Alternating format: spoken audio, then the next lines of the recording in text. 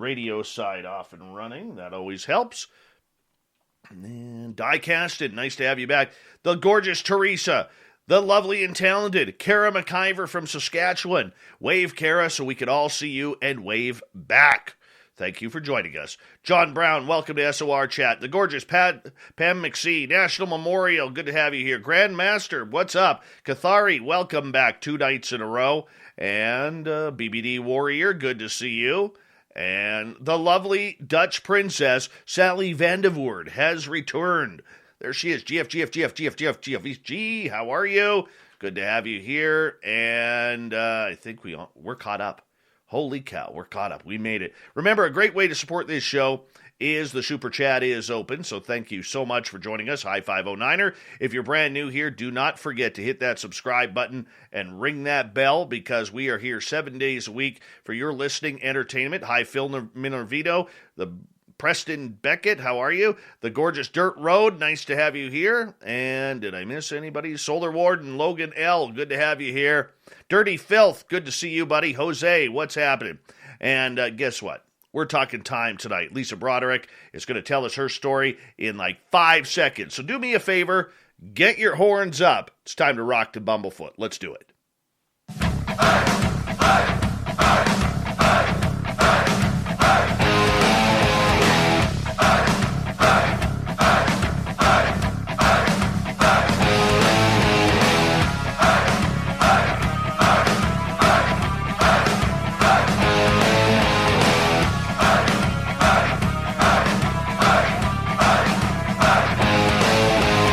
From the mountains of central British Columbia to you listening around the world, this, my friends, is Spaced Out Radio. I am your host, Dave Scott, sitting in the captain's chair of SOR headquarters. We welcome you to tonight's show on our terrestrial affiliates around North America, digitally on TalkStream Live, Revolution Radio, and KPNL. All of our archives are free. Go to youtube.com/Spaced Out Radio. Do old Davey the favor, hit that subscribe button. You can follow us on Twitter at Spaced Out Radio and on Instagram, Spaced Out Radio Show. Our website is spacedoutradio.com. We have a plethora of features for you. Rock out to Bumblefoot. Read up on Shirky Poo's Newswire. Check out our swag and so much more. Tonight's show is brought to you by Chive Charities. Help make the world 10% happier by visiting Chive Charities today. You can find them on our website. Oh, do we have a good one for you tonight? Yes, we do. Author Lisa Broderick is here. She's going to explain everything about time. And I'm going to be honest with you. Time is one of those things that scares me. You know why? It runs out. But Lisa's going to debate me on that because she's probably going to slap me around and tell me point blank that I am dead wrong on this subject. So let's learn about our favorite author here on Time. Lisa is an accomplished senior executive whose career has been defined by understanding how technology impacts society and changes behavior. She is also someone who experiences and studies the world in terms of data, best practices, and quantum science. Lisa teaches that life is about constant change, in which energy and matter are the basis of transformation. Now she's got a groundbreaking book out called All the Time in the World. It reveals how new scientific literature is revolutionizing our understanding of what time is and, more importantly, how we can affect it. AllTheTimeBook.com is the website. Lisa, welcome to Spaced Out Radio for the first time. How are you? So much for having me. This is great. It is great. and unfortunately, we don't have you on camera tonight. You're in a hotel room somewhere in Seattle, or you're at your house somewhere, but you're doing a tour in Seattle virtually. I don't really understand because, you know, I'm Canadian. We don't have that much technology up here just yet. You know, maybe in 50 years or something like that. But it is so good to have you here. And, you know, it's not very often we have some executives who come on this show talking about, you know, things that would interest our audience. Have you always been a little bit of and I mean this politely, a different thinker, a world thinker, a universal type thinker? Always, that's a big term, but I will say I did have a death experience at a very young age. And from what I can remember, although memories grow and change, I was different afterwards. That's when I was about 4 years old. And I fell through a plate glass window in a remote part of Arizona and bled out pretty much at the scene. but I remember the whole thing. I remember being on the plate glass window, half in, half out. I remember riding to this hospital or the country facility in the back of the station wagon. And most vividly, I remember looking down from above at where I was when I was being tended to. But then I was back in my body and a little girl full of life. But I was different, Dave. The world was different. It was alive. And I discovered I had a superpower. And the superpower was I understood and felt like I could control time. No way. Oh, my. Yes way. Let's go back to what happened. How did you fall through that table? Oh, I fell through the window. And so my parents were New Yorkers who had moved to Arizona. Arizona, at the time in the 60s, was a seat of a new industry called the computer industry. Imagine. And we were in a cabin in the mountains, in the White Mountains in Arizona. And my sister and I, she was a year younger, we were jumping on the bed as little girls would do. And my mother was sitting there. My father was playing pool a couple of cabins down. And the bed was on coasters and it rolled away. And as it rolled away, I felt myself flying through the air. My mother remembers seeing me fly through the air in slow motion. And I went through the plate glass window head first and stayed there, half in, half out. Holy cow. And when you went through this experience, do you remember falling? I remember falling in a spiritual, psychic sense, or falling into the window. Falling into the window and then falling and hitting the ground. I never hit the ground. I was impaled on the window. Oh! Yeah, ouch. Oh. It is something my family did not talk about for a very long time. Oh, my goodness. And so finally we did start to talk about it, and I started to ask about it and remember. But since that time, I had an unusual experience with time, and that is I would often be able to slow down the field.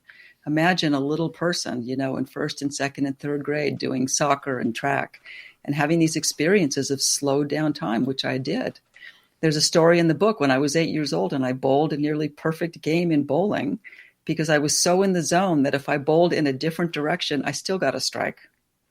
It was a heck of a childhood. And I didn't really tell anybody for fear that I would be seen as crazy or weird, but I knew that this was a growing ability of mine.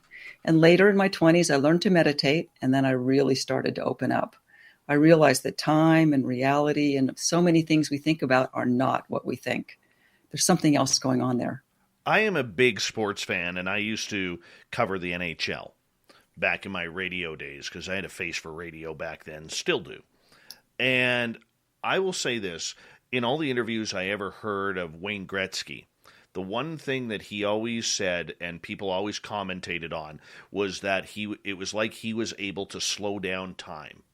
And slow the game and everything down to his pace to control everything that was happening on the ice. And that's why he became the greatest player ever in modern history of hockey. And when I hear you talking about that, I quickly got a flash to that because, Gretzky is my idol, and, he's one of those people who often talked about seeing things happen before they happened and reading everything and slowing down the pace. And is that kind of what happens to you after this incident as a child? It is. And actually that experience in sports is quite common. Bill Russell famously talked about it going back to the 70s. And he didn't want to talk about it because he thought he would be seen as crazy or weird. But there were times on the field he could slow down the court, pick every shot, do what he needed to do. Now it's taught in athletics, as you know. It's taught for people to use imagery and this growing ability that we may have as human beings to slow down the field and slow down time. It can be very useful in athletes. To an 8-year-old girl, it was a little weird. Okay, so going back to 8 years old, before we get more into time, I want to learn more about your near-death experience. When did you pop out of your body? Almost immediately. So at the scene, again, this was a very remote part of Arizona, which was very remote at the time. In the 60s, northern Arizona near the Grand Canyon was not very populated, and it's still not. So I was there. We had cabins in a place called the White Mountains, and I was half in, half out. I remember vaguely things like that, but I can tell the orientation of my body. I can remember that to this day. A doctor was on the scene and told my mother that I wasn't going to make it. And so you can imagine that everything else ensued from that. And I because I was probably unconscious, and I say probably, absolutely I was unconscious when you think about the medical aspect of this. Unconscious, I remember everything. I remember the station wagon and the siding on it and where I was and which door I was put into and the orientation in the station wagon, and then getting to the medical facility, which was not a hospital. It was a country facility, and then seeing from above. I did not see my body, but I could see, and I can still draw if I needed to, the facility from above. There was a window on the right. There was a metal medicine cabinet on my right. The table was below me. There were people below me doing things. There was a light. I remember all of that. And then suddenly I was back. Suddenly I was not above anymore. And when I woke up conscious later on, of course, I was in a body cast from my armpits to my waist in Phoenix in the summer. So you can imagine that. But I remembered much of the experience, even though my family never talked about it. They were quite traumatized by what had happened.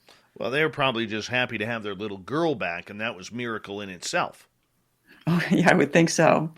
You know, for you, though, when did you start noticing your change in everything, in the way you looked at life? Was it when you became conscious of it? Was it a few months later? So you think back as memories, and I've studied memories and the brain and brain waves, and, memories grow and change, and they're informed by the present, right? So we may have a memory of something, and we see something in our present life 30, 40, 50 years later, and it accrues to the memory we think we had 60 years ago. With that said, at the time, everything was alive, Dave. Everything was, but I was a little girl, and so I would see animals as alive. But to this day, I thank the garbage. The garbage is alive. So here's a thought about consciousness. If everything is consciousness, then you have minerals. And so what can minerals do? Minerals can grow, they can accrete, and they can decay, right? They grow mountains and they get flatter. And so then you have plants, and plants can accrete and decay, and they can also seek and ingest food. A different level of consciousness, all conscious. Then you have animals. Animals can accrete and decay. They can ingest and seek food, and they can do other behaviors. They have emotions. Animals are with tremendous emotion. So another level of consciousness. And then you have humans. We think we're the top of the food chain. I'm not so sure about that. So we can do everything that all the other types of consciousness can do. But the one thing that we may be able to do that others cannot do is that we can seek to become. So my cat Al cannot seek to become the best cat ever. But I could seek to become an author or a pilot or an astronaut or write a book on time. So I think of everything as alive anyway, but I was aware of this at a very young age. For you growing up with this special power or ability, whatever you want to call it, how did it define how you grew up as a young girl, going into teenagehood and then into college and then into adulthood? Well, as a young girl, I was an animal lover because I had known that everything was alive. So I was a bit of a Dr. Dolittle. I had animals of all kinds. I had a tortoise that we would ride. I had a 6-foot green iguana in Phoenix, which I would walk on a leash, which I gave to the Phoenix Zoo when we moved away back to Silicon Valley. I had saved pigeons and chickens, and I had a crayfish named George. So everything was alive because they were all personal to me, personalities. That's what I remember most. But also, when I would run, Dave, the field slowed down, just like Wayne Gretzky. I could run in slow motion. And in fact, I would sometimes have nightmares in slow motion because I was so rattled by this experience of time that I had. Only later on, after the bowling incident, and then there's a story in the book about my driving to take the SAT, and I left way too late to arrive on time, but I had to get in to college and I had to take the SAT, so I did arrive on time. After that, I started to appreciate that this might be something I could develop. And then I learned to meditate in my 20s and everything changed. You are a professional woman. You are someone who has been highly successful in a professional corporate matter. How did that forge your career, those experiences? Oh, there are some funny stories in the book. And so I call them business miracles. You know, the thing that happens and everybody looks around the table and thinks to themselves, how did this happen? And I just shrug my shoulders and say, I don't know. So the ability to, time and matter are inextricably linked. We know that. In fact, my theory of time, one of the theories of time that's out there, is that time only exists because matter moves. No movement, no matter, no time. That's interesting. Some people think that time is something that is a property of the universe. I'm not sure I agree with that. In any event, so if time and matter and energy are all inextricably linked, then we could use them to create things we want, experiences we want, which I do to this day. In fact, being on this show and writing the book and the other things that have happened in my life, I've sort of created with this ability to change and manipulate time. Time is so scary for a lot of people, myself included. I don't think of myself as a 48-year-old man, deep down if I were to look inside myself. I feel about 30, maybe a little bit more handsome at this age, but about 30. I love the way I think. I love the way I can take a message and break it down better than when I was younger.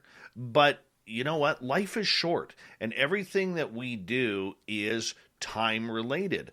And I want to get a lot more into that when we get back from the break at the bottom of the hour. We still got about 8 minutes left. But for you, figuring out time that you had the ability to manipulate it, how has this affected your daily life? Well, it's a daily life. One thing about this show, and that is I don't sleep in a normal fashion. I only sleep from 11 to 3 a.m. And then I do things, which I'll share with you later on, between 3 and 6 a.m., which are all about changing time and creating things in my life. So then I sleep a little bit more between 6 and 8 if I have to get up. And so my daily life consists of creating things that I want, thinking about things I want, manipulating time at this wonderful mystical time at night between 3 a.m. local time, and then getting up the next day and living it. It's like living the movie you want to create every single day of your life, and you've created it in advance. You're the writer, the director, the actor, the script, the everything. How come when we were kids, time moved so slowly? And then, I noticed it when I became a parent at 25 years old and my daughter was born. That's when I noticed how all of a sudden time is just started speeding up and everything happening so fast. What is that shift? Well, I think that shift is more biological. And of course, we're biological entities. Our brains are fabulous computers, but it's neurochemical processes, right? So a theory about that, which is time passing slowly when you're a child and more rapidly when you grow older, is the feebleness of the brain. I'm sorry, Dave. Apparently, the theory is, not my theory, another's theory, and that is when you're young, your brain is agile and wonderful and growing and doing all kinds of things, and it takes lots of pictures. It has lots of memories. So imagine a deck of cards, and there's a lot of cards. It's very thick. If you were to flip the deck of cards, flip through them, you'd see a lot of cards, a lot of memories, and it would go slowly. Later on, as your brain becomes a little feeble, like for those of us who've been around for a while, it may take fewer pictures. It may have fewer memories. Your deck of cards is thinner. And with a thinner deck of cards, you can flip through them more quickly. Time seems to pass more quickly as we age. That's one theory. Yeah, because, I remember when, as a kid, my parents would yell out the front door, give you the 10-minute warning if you were playing with your buddies, and it's getting late. And, you got the street lights about to come on and you're playing football or baseball or hide and go seek or something along those lines. 10 minutes seemed to take forever. It did. Your brain was taking lots of pictures. Your young, agile brain. Think of the deck of cards. It's very thick with memories. Later on, you got a skinny deck. You can flip through it more quickly. Time passes more quickly. That's a biological explanation, but that doesn't mean that's what time is. Okay. So define time then. Well, in one sense, time is our experience of moving around.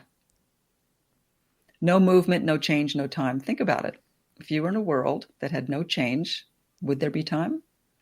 We chronicle time by the movement of the earth relative to the sun, where there's day and night.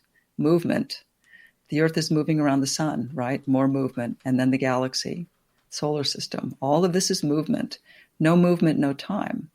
So here's a thought. Time is a linear construct created for this plane of existence. Now that's a mind bender. It's linear. We've constructed it. It's based on motion. Is it really? There's a plane of existence and dimensions. Maybe it only exists for us like it does now because of the dimensions we're in. A lot of people believe time was shifted in 2012 and something happened with the Mayan calendar.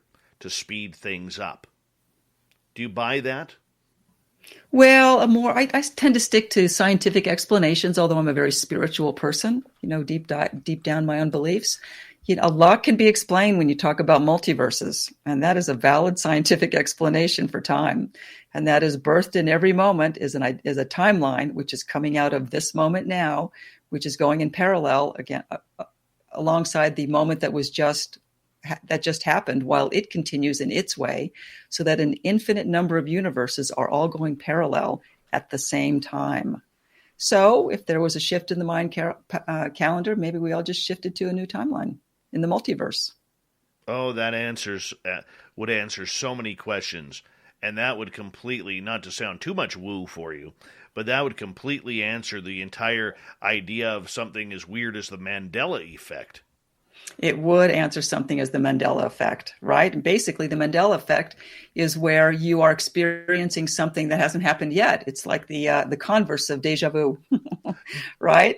And so you're experiencing this thing, and it would be a group experience. A lot has been done in group consciousness, the Global Consciousness Project with Dean Radin, right? And so there are many thoughts about how we can experience things as a group, experience things that haven't happened yet, experience things that have happened but didn't happen that way. And a multiverse is a valid explanation. Also, people lose time in terrible accidents. The next segment, I'll tell you stories about people who've simply lost time. They may have ended up in a different universe. Well, and that's my thought. And now you got my head spinning here, because now we're getting into a lot of the topics that I enjoy. And I tend to believe a lot of these, missing 411 type people are actually alive, but somehow went into a different dimension or a portal or something that took them to a different timeline. It absolutely may have. And again, the stories of lost time where people should have died. I know people personally who've had these experiences. I had one. I had an experience, and many of them are while driving, by the way. So watch out when you're driving. Be careful. No texting. So experiences happen while driving, probably because danger is very possible while driving. I mean, it's a giant vehicle. It's a weapon in a sense. You could harm yourself or others. People are driving very fast. Accidents happen. And somehow people survive, but they've lost time. Maybe it's because they didn't survive in the other multiverse and they survived in this one. And we're all going forward with them. Wow. This is going to be a lot more heavy than what I thought. I love you already. I do. I am a fan already, and Wait till we talk about ETs. I have some theories there. Well, we can get into that because I'm an experiencer. Oh. Yes, and I've been face to face with a couple of extraterrestrials, and none of this nighttime sleeping crap either. Right. So I'm game to go with ETs later on. Definitely. Wonderful. That's my game. That's my game right there. We got about 90 seconds before we have to go to break here at the bottom of the hour. Author Lisa Broderick is our guest tonight. She has a brand new book out called All the Time in the World. It can be found at any major bookstore. I'm definitely adding this one to my library. But Lisa, as we move on, and people fit everything into time, are we really enclosing ourselves into our own environment and shutting down our own lives because we worry too much about time? Yes, I would think so. I would say so. And that is, if time is a linear construct, the verb construct, right? We've constructed it. Break out of that. Here's an idea. Pull yourself out of time. In the rest of the show, we'll talk about pulling yourself right out of time, stepping out of time. Here's how you do it. And there's one thing that I care about, and that it's people living a life of fulfillment and promise and meaning. That's possible, but not if you're a slave to time. Yes, I would consider myself a slave to time. Totally a slave to time. Well, by the end of this show, we'll have you freed. Oh, please. Please do, because I work 16 hours a day, and I sleep very little like you. My mind is always going. And meditation, I try. I try and meditate every day in the shower. Good. So I don't know if it's working or not, but, we'll find out. Lisa, I'm going to get you to hold on right there because we are going to go to break here at the bottom of the hour. We have Lisa Broderick on tonight. Her website, allthetimebook.com, a brand new book called All the Time in the World. You can get it at any major bookstore. This is one you want. This is what you're looking for. Slow down time. Life's too short. Let's make it happen. See what we got when we come back on Spaced Out Radio right after this. Stay tuned.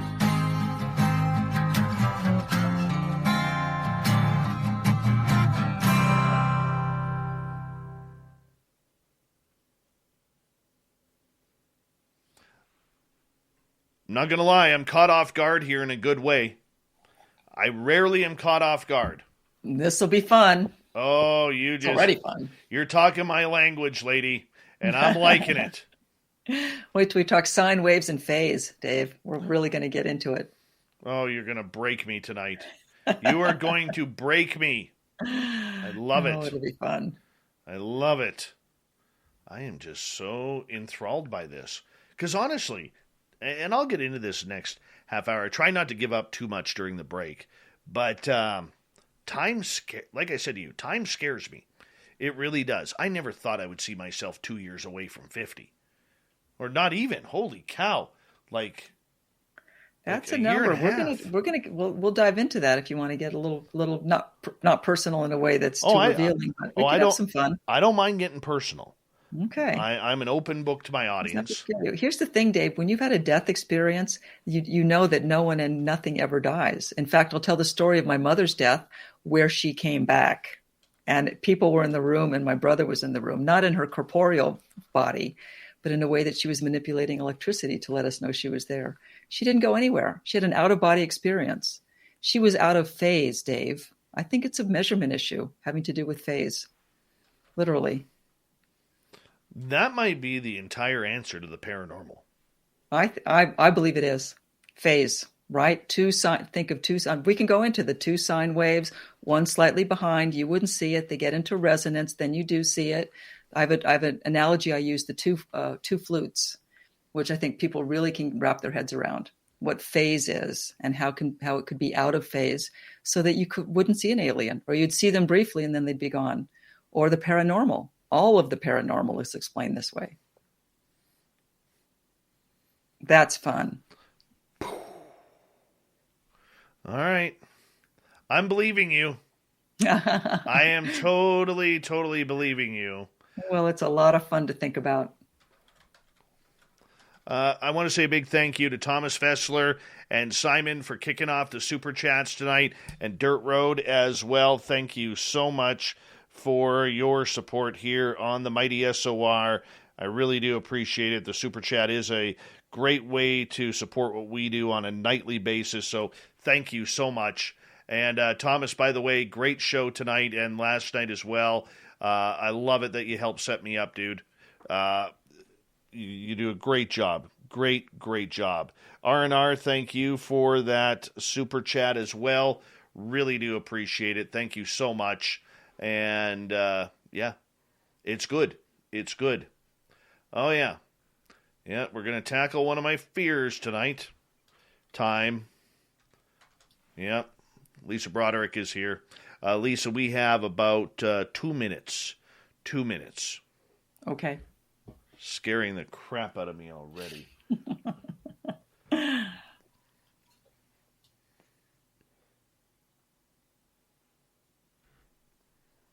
Is Reverend Keith here? I didn't even see Reverend Keith. Where's Reverend Keith? I don't even see him yet. Love me some Reverend Keith. Well, if you're here, I don't see you in the chat room. For some reason, sometimes on StreamYard, I can't see everybody in the chat room right away. But hello, Reverend Keith. Much love to you, my friend. And, oh, yeah. I will tell that story, John.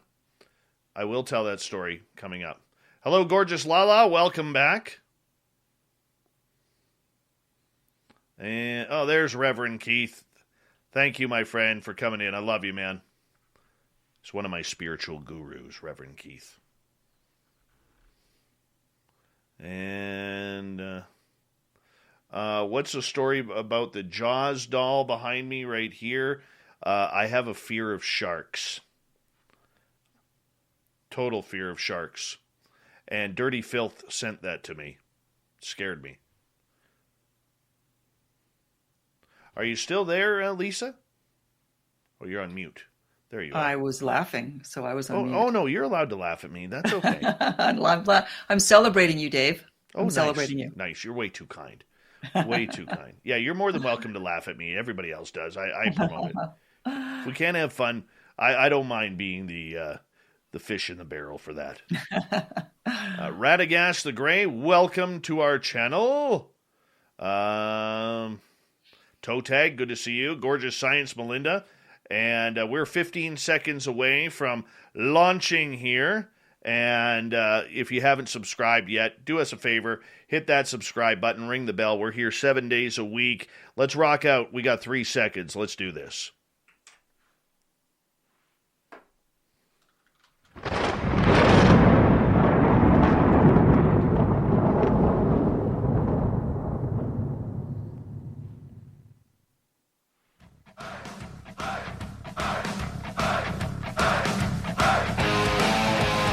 Second half hour of Spaced Out Radio is now underway. My name is Dave Scott.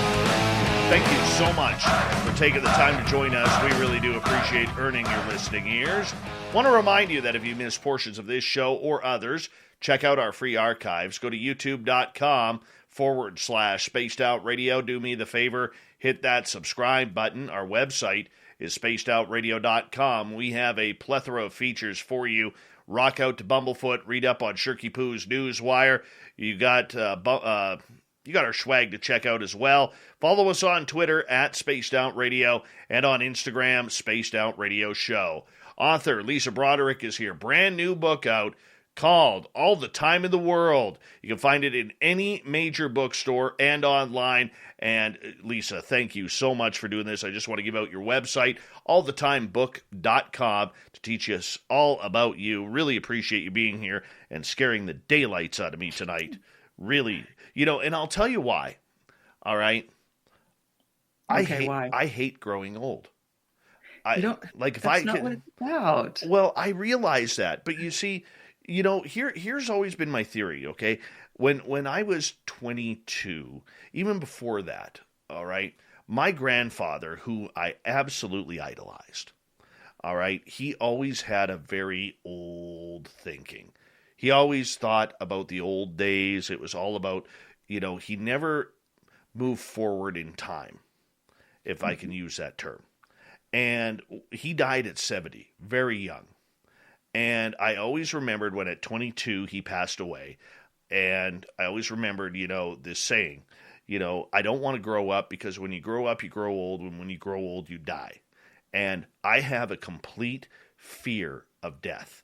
Even though I'm very spiritual, I do believe life continues on past this. What it is, I don't know. I hope what I think is correct. But I have a fear. And that is why I am so afraid and literally get major anxiety, panic attacks about time and growing old and seeing my children get older. I don't remember my nephews being teenagers. I remember them being small, and then all of a sudden, a couple of years ago, we go over to my parents' house for Christmas, and all my nephews are like giants and in their early 20s and hanging on out. And I'm like, where did this come from? I don't even know these people. Like, I'm paranoid of it. Well, your brain didn't take very many pictures because they were your nephews. So that's one thing, right? You had a picture of them when they were small and then when they were older. So that's that. I will use something from the business world, which is a little bit glib, but fear, false evidence appearing real, Dave. False evidence. That is not true. Even Einstein said time is an illusion. And the stories about what happens and what people experience are so profound when it comes to living life and life beyond life and all the other things we can experience. There's really no reason to be afraid. And I'll tell you stories about real experiences. Well, one story would be that my mother, she was very clinically minded. She was an economist, and I was trained as an economist as well at Stanford. And so economics is a study of human behavior, right? In order to take data and predict what the humans will do next. But it's very scientifically minded. And so at the end of her life, she had cancer, and we knew that she was very near death. And I was working on this book, and I said, Mom, it's possible that you don't go anywhere when you die. And she said, oh, I don't know. I said, well, they've had these experiences. And I didn't really share with her a lot of what I was thinking of because I didn't think I would find, friendly ears when I did that. But I said, Mom, maybe electricity is the easiest thing to manipulate. And maybe if we're all here, we knew she would die at home. We were there with her. My brother's a physician. And so we were home with her, and I said, just think about it. Give us a show. Give my brother a show, right? If you're on the other side and you can. She said, oh, I don't know. I said, well, just think about it. Well, she died that next morning, very early in the morning at 2 a.m. And we were in her home, and we didn't know, there was no reason to call anyone. So we just stayed there, and she stayed there too. And around 4 a.m., I was in her bedroom with my sister, and I got this overwhelming feeling to leave the bedroom. It was like a thunderous energy about the room. So I got my sister up off the floor who was sleeping. I said, come on, we should go in the other room. We get to the other room, and immediately the radio goes on next to my mother's body, full blast at 4 a.m. And my brother looks at me and he goes, I've been here for days. That radio has never gone on. So number one, the radio was not on a timer. We thought to ourselves. Then the television was in the living room. We weren't watching television. The television reset itself. It tried to turn on. No one was touching the television, and the television was suddenly turning on. So that's 2 data points. We were a little rattled, but then we went to sleep, and the next day, and they came and they took her body away. And we decided to drive to my brother's property, which was, miles away in the Santa Cruz Mountains. We were there sitting and thinking about life, and it was hours and hours later, and he gets a call on his phone, a cell phone. And so they want to know why my mother's MediAlert pendant is being depressed. Where is she? And my brother says, well, she's died, and the pendant is next to her, is on her bedstand, and the house is locked. Oh my. And it was depressed for 40 minutes. So he looks a little pale and looks at me, and I think to myself, Mom, you just gave us a show. Nothing and no one ever dies. That's the first law of thermodynamics, Dave. I'm surprised you don't remember your physics. Conservation of energy. If I had remembered my physics, I would be retired with a nice retirement package from the Canadian Armed Forces by now. But well, so first law of thermodynamics, conservation of energy. No energy is ever lost. It's only transformed, transmuted, changed. Second law of thermodynamics, entropy. We observe that things are in a state of order and they grow to disorder. They age, grow, die, decay, become different, right? But the truth is that entropy, the second law of thermodynamics, is an observational law. It's not an immutable law. We observe that, but entropy is not a thing. It's an observation. What's behind the entropy? And here's the other thing about entropy, things growing, aging, and dying, becoming more disordered. It's possible that the opposite would happen, that the wine glass that you just shattered would put itself back together. It's possible that people go in the other directions, like the Benjamin Button story. It's extremely unlikely, but it is possible in physics. I remember when my 29-year-old nephew died in 2018. And much like your mother, we had some weird experiences. And my nephew was a young man who had a fentanyl problem. And he was in rehab when he broke down, and it was things happen. But I remember going down there. I found out on a Wednesday or on a Wednesday night, and I went down to my parents' house on that weekend. And my nephew, when he was coming down, stayed with my parents. And my mom used to tell me that he would get up at about 4 o'clock every morning, walk to the kitchen to grab a glass of water. Then he would open up the fridge, grab something to eat, then back to the sink to grab a glass of water, and then go back to bed. So on this particular night, I'm sleeping on my parents' couch, which their living room was right beside the kitchen. And at 4 o'clock in the morning, my parents always have this garbage can where they put their recyclables, or this garbage bag tucked into a drawer where they put their recyclables. And that bag at 4 o'clock in the morning came crashing down to the floor, onto the tile floor, and spilled cans all over the place. And I said to myself, I said to my nephew, I said, dude, really? I'm trying to sleep here. I just literally fell asleep. Didn't hear Perfect anything. reaction. But the cool part about it was, later that next morning, we had to go and get his things. And if anybody's never done that before, that's one of the worst things I've ever gone through in my life, and I hope I don't have to do it again. But so we go to the police station, pick up his stuff. Then we go to the rehab facility to pick up the remainder of his clothing and everything. And I take my sisters, including his mom. I said, let's try and find the park where he passed away, because he passed away on a picnic table in a beautiful park in Vancouver. And so I literally have no idea where this park is. And I remember saying to him telepathically or mentally, I said, tell me where the park is. But I called my nephew Stu. I said, tell me where this park is, Stu. And all of a sudden he says, take a right at I hear him in his voice say, take a right at the lights. So I take a right at the lights, and be damned if the park isn't like 200 feet from that intersection. And as we're driving past this park, I see this beautiful park caretaker driving on a John Deere ATV.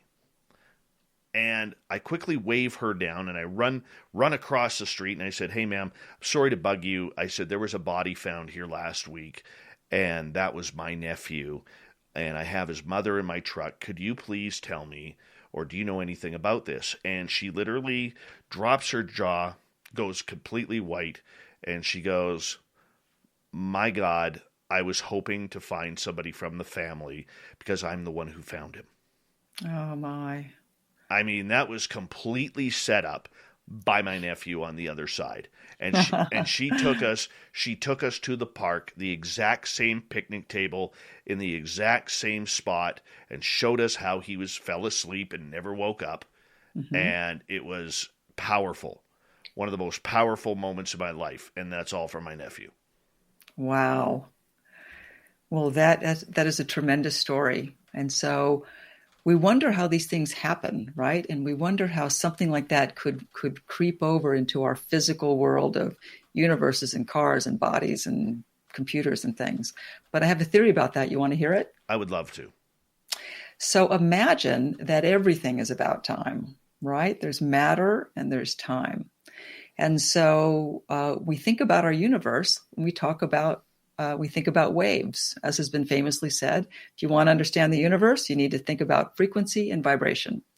So let's talk phase and waves, right? So waves are electromagnetic, there's sound waves, there's light waves, there's even gravity waves. So there's all kinds of waves in our world, in our universe. Now, phase, we hear that word. What does phase mean in physics? It means to synchronize something with something else. Okay, so imagine a sine wave. A sine wave is just a simple wave that goes up and down, repeating forever, same height, same low, right? Highs and lows. That's the amplitude, the height of it. But that occurs, the up and the down, the height and the amplitude occurs over time, over an x-axis. So how frequently that happens is the frequency of the wave occurring over time. So let's take an easy wave. We'll take a sound wave. Imagine you have two perfectly tuned flutes. Okay? So one flute starts playing, it's perfectly tuned, it's playing one note. You hear that, right? It's generating sound waves. You can hear the sound waves because of the way our ears are constructed. Another perfectly tuned flute, tuned to it, starts to play the same note. Now, for a moment, you would hear the second flute, wouldn't you? Yes. You would. But then what happens? Phase would synchronize them. They would be in phase. You would only hear one flute. But for a moment, you heard two flutes. So imagine your nephew, and imagine my mother, and imagine all of the other things we think of as paranormal, which are paranormal to us, are an experience of time and phase. Imagine something or someone is a little before or a little ahead or just plain better at manipulating time than we are. And it goes in and out of phase, which is why we might sometimes see things. We sense things. Things happen. But then it goes back into phase. Phase is synchronous with us. And then we go about our lives like nothing happened. This is a way to explain all of this phenomenon. The flutes, it's the perfectly tuned flutes in and out. It could even explain the existence and the sightings and experiences of extraterrestrials, right? That we sometimes see, but we don't see, and they're there and they're not there, and we don't really know what's happening. Maybe aliens are just plain better at manipulating time than we are. I can see that. And I can appreciate that on an extraterrestrial level. For you, though, when we die, are we just going to a different plane? Are we going to a heaven where there is no time? Because Earth is really the only place where time exists that we know of. Well, there's time and space, right? So time passes in space. We know that because we know that black holes are real. And we know that time slows down the greater the gravity. I mean, we've gotten far enough out into space to know that movement is in outer space, therefore time is in outer space. And it's pretty much the same time on Earth. Sidereal time, which is calculated based on the planets, is a little bit different than time on Earth, but it's not greatly different. What is greatly different is a big gravitational body. Now that slows down time like a black hole. With that said, if time exists because things move around, and if the first law of thermodynamics holds, which is that energy is never lost, it's simply conserved, it's changed into a different form. So imagine someone dies and leaves their body, and there's even a thought that the body is lighter upon death. I'm not sure that that's true, but some people believe that. That energy, that consciousness is somewhere. And think about the brain for a moment. The brain is a bunch of neurochemical interactions, but it's much more than the sum of the parts. That doesn't explain consciousness. And consciousness is an energy. A brain and consciousness are not the same things. The brain is much greater than, the consciousness is much greater than the physical parts of the brain and the chemical reactions. So something's going on here. And so imagine the corporeal body can no longer support life, right? And then something happens with phase. It becomes another flute, a perfectly tuned flute, and it's here for a while. But also, Dave, you talk about dimensions. And I do want to get into dimensions because I think this whole thing is a measurement problem. I think that we do not have the fine enough instruments and the greater intellect and ability to measure things, including multiple dimensions beyond the 11 or 26 that some people believe exist, in order to really know what's going on here. Okay. Now, one of the things that I have often thought, and I'm going to put it in a paranormal explanation here, is I think that a lot of these ghosts are not ghosts or spirits at all. I think we're actually running into people on a different timeline. And let me give you my example with this, if you don't mind, as we've got about 5.5 minutes to go here. I was on a ghost hunt one time, and I was touring some people around on the original Gold Rush Trail, which is about 3/4 of a mile from my studio here in British Columbia. And of course, the Gold Rush Trail, for people who don't understand, literally started in Nevada, California, made its way up through Oregon and Washington into British Columbia, and right through to Alaska and the Klondike. Long story short, we had 9 people experience this. And we had 9 K2 meters, and I don't care what anybody thinks about paranormal gear. That's not part of the purpose. But we had 9 K2 meters that all lit up to bright red. at the same time. And we started communicating with this spirit, realizing after asking questions that it was a husband and wife from China, because there was a large Chinese community in central British Columbia that was mining gold. And they were on their way to this place called Barkerville, where that town was.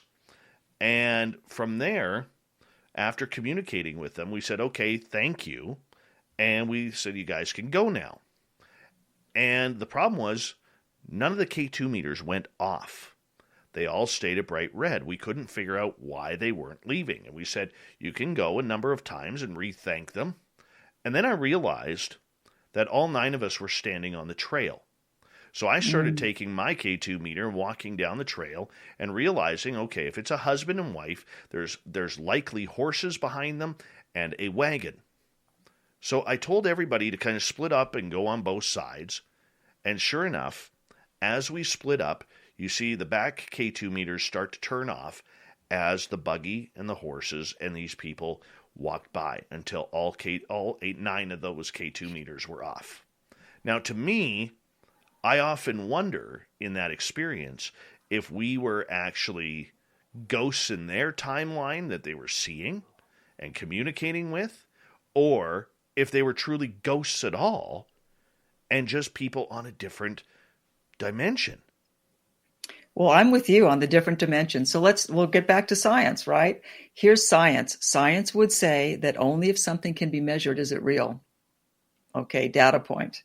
You have K2 meters, that's great, right? You're measuring something. But the accuracy, the fine ability of things to measure, we can measure time down to a Planck length, in a Planck second. But that's probably huge for what we'll measure in the future. So maybe your meters were able to measure this. I completely agree that it's a dimension issue.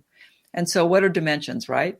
Dimensions are the minimum number of measurements, right, that we need to specify something, the object of something, the latitude, the longitude, the altitude, the height, the width, the depth, all kinds of things, right? So imagine there are aspects of measurement that we don't know yet. And the shape of things in space, right, are determined by things, and space isn't smooth. And so unseen, unmeasurable dimensions are out there, and they're not accessible to our current physics. They're not accessible to our current instruments. But you happened upon an experience where they were. You happened upon a timeline. You happened into a different dimension, if you will, and dimension only means to measure. So back to my statement before, this may be a measurement problem. It's a timeline problem, meaning out of phase, right? They're slightly behind us in terms of time, or ahead of us, or way behind us. And then suddenly they get into phase and we may see them or not see them. And that's a dimension, right? That is an unmeasurable aspect of what we normally can't see, but we did see for a moment. So do you believe then, when you hear of people seeing thunderbirds flying in the sky or claims of seeing dinosaurs running around, do you believe that they're not looking into this timeline, but a previous timeline that the Earth still hasn't forgotten? Again, because it's a measurement issue and it's a perception issue. There's also one way that I describe time in terms of our experience, and that is time is one part physical and one part perception. There's a physical component to it, right? Time exists because we move around. Things move around, matter moves around. That's the physical part. The perception part is anyone's guess, right? It's the slowed down time of Wayne Gretzky. It's being in a different timeline. It's seeing something out of the corner of your eye and you're not quite sure that it's actually there. It's seeing something full on that you are sure it was there but couldn't possibly be there. I think it's all of the above, because the perception part is so open to the personal experiences that people have. Wow. I don't even know where to go with that. I really don't. I think it's so fun. Imagine that all of this is real and it's our perception and we're just not able to measure it. Imagine, here's an example. Okay, a stream of water is being poured into a glass, right? To our eyes, it looks like a constant stream. But if you look closer under a microscope, right, you'd see that it's not a constant stream. It is billions and billions of water molecules bumping into each other in the most violent way imaginable as they fall into the glass. 1.5 sextillion water molecules are in a single drop. Imagine we're the drop. The Earth is the drop. And on that note, we're going to head out to commercial break right now. Top of the hour, Lisa Broderick is here. We got her for another 90 minutes here on Spaced Out Radio. Time. Do you believe it's happening? Can we slow it down? Can we make life a lot more enjoyable? What about the aliens? Yes, around here we can still say aliens. Sorry, Demi. Spaced Out Radio, Hour 2, with author Lisa Broderick, returns right after this.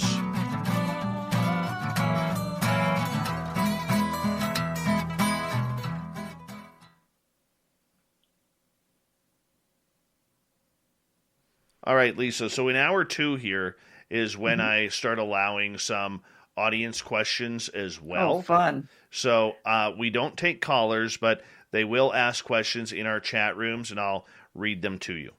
Okay, perfect. All How are we right. doing? You enjoying it? Oh, this is heavy. And I mean that in the most dearest complimentary way. This is heavy. Like, I could sit with you and just chat about this for hours. Oh, wonderful. Okay, good. Yeah. And for a guy like me, like, I'm not a real science guy. I'm not a real big science guy. I never have been. It's never been my forte. But I'm learning here. And I could and it's, like I said, the whole trying to grasp the whole concept is really, really hard for me, but it's challenging, and I like that. Well, so imagine in the dimensions, Dave, that you don't go anywhere, right? And in fact, in out of body, people don't go anywhere. They see everything and they come back and they can report things. And that's even been clinically studied. So this whole idea that nothing and no one ever dies, that's how I live my life. And I'm not afraid of death. You just sort of change. And if nothing else, as my brother would say, the doctor, it's a great coping mechanism. Yes. Yes. I hear you there. Let's see here. Are you having fun? Oh, this is a blast. So fun. Wonderful. It is a little late for me, I will say. Got to get my beauty sleep. I have an early morning, but I'm thrilled to be here. Thanks so much for having me. I have to get my beauty sleep, too. We can call it the night right now if you want. No, I'm teasing. Oh, no. Wouldn't in the world. Yeah, we're having a good night here. Very good night. This is just awesome.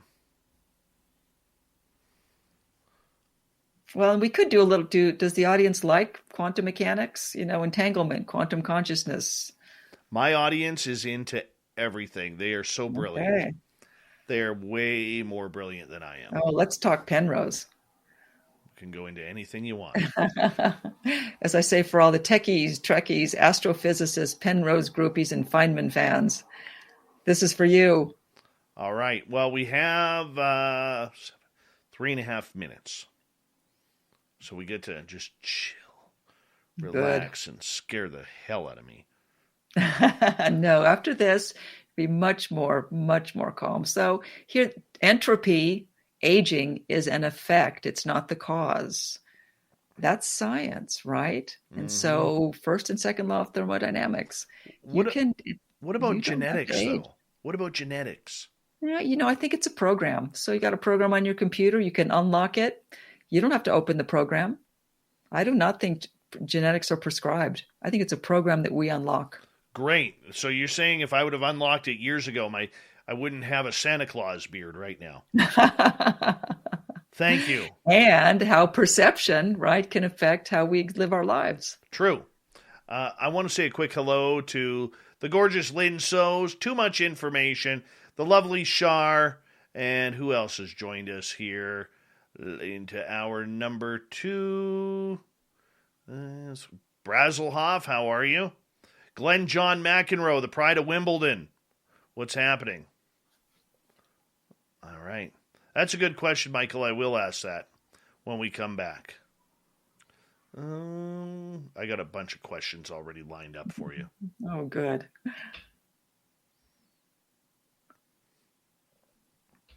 Yes, my audience is getting ready to fire. Yeah, there's some brilliant questions here. Holy cow.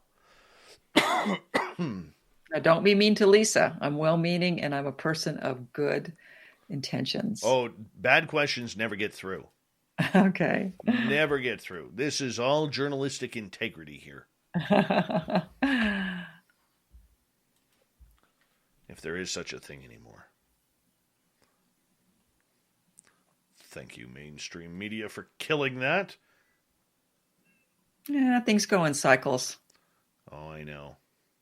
I'll never forget my old news director saying it's not about the news anymore.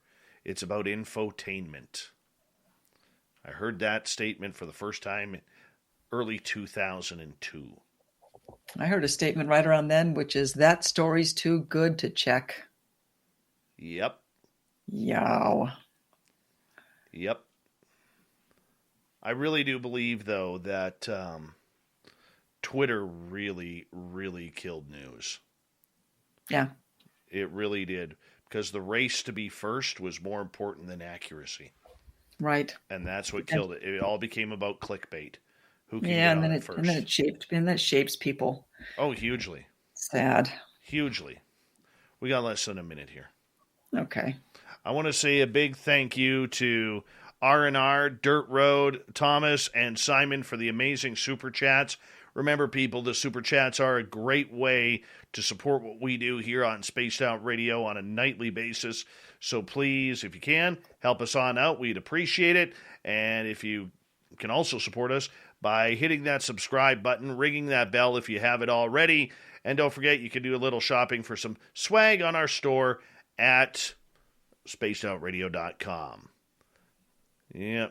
Solar Warden, my vape tonight is orange ice, so it tastes like oranges. Yes, oranges. All right, here we go.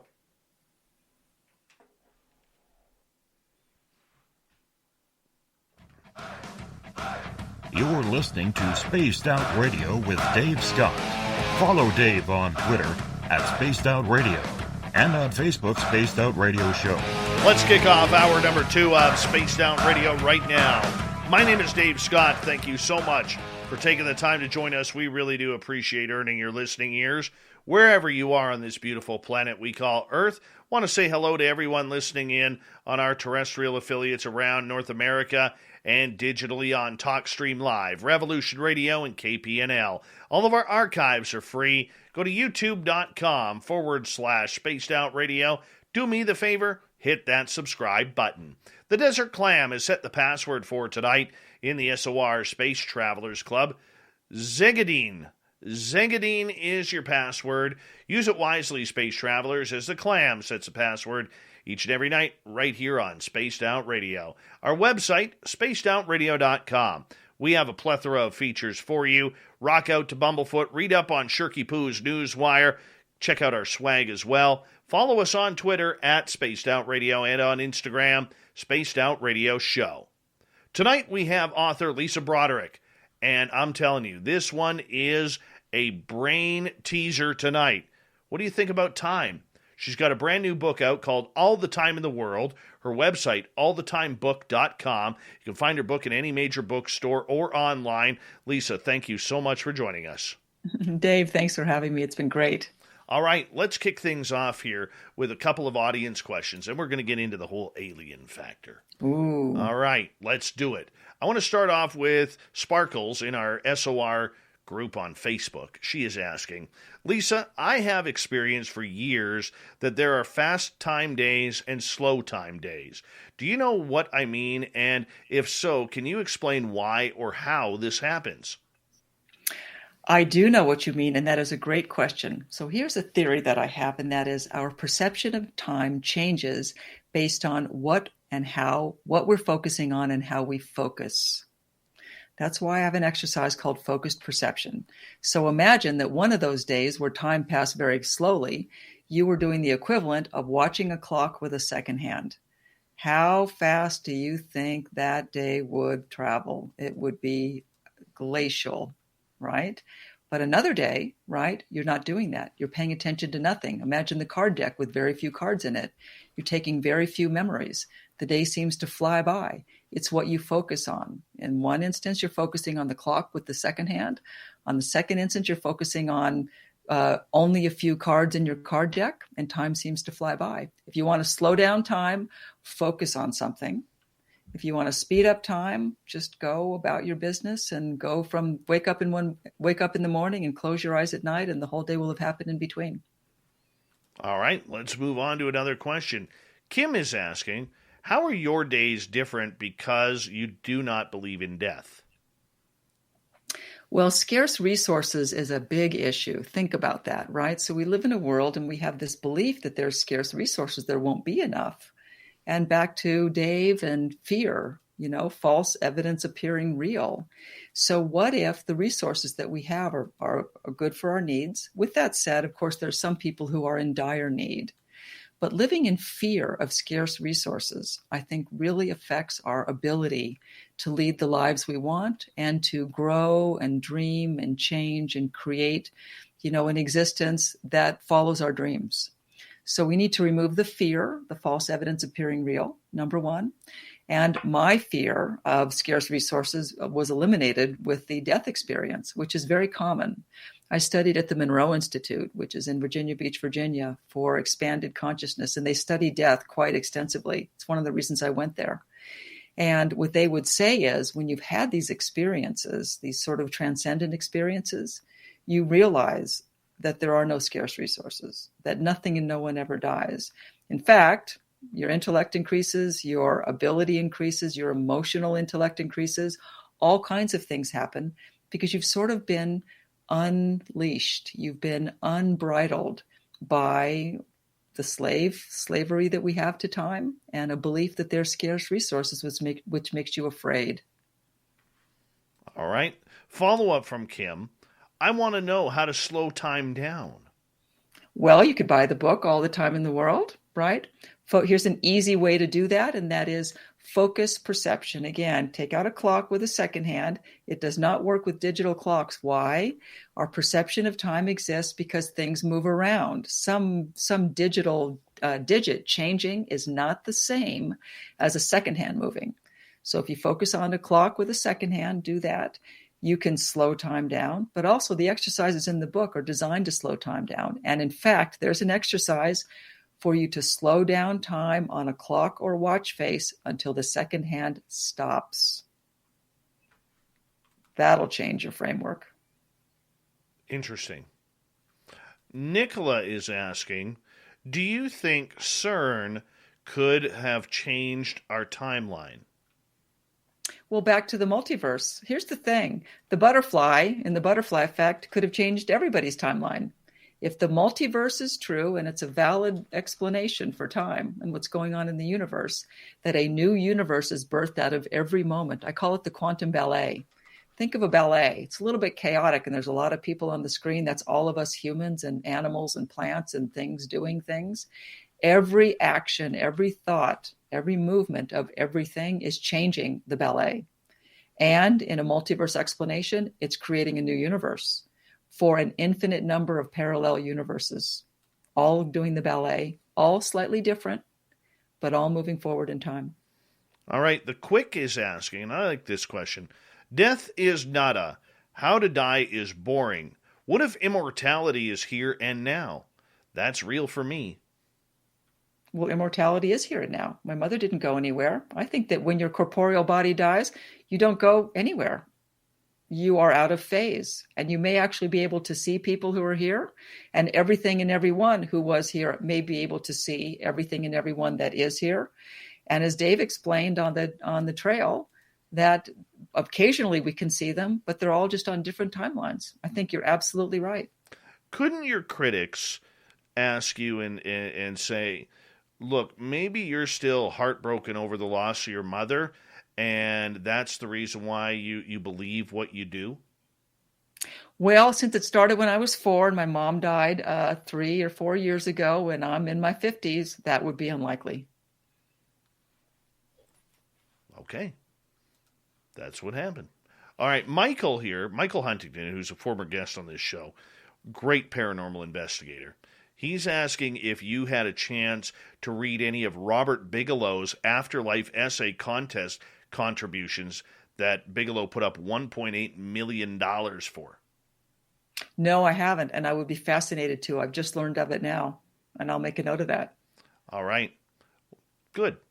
All right, let's get into some aliens here.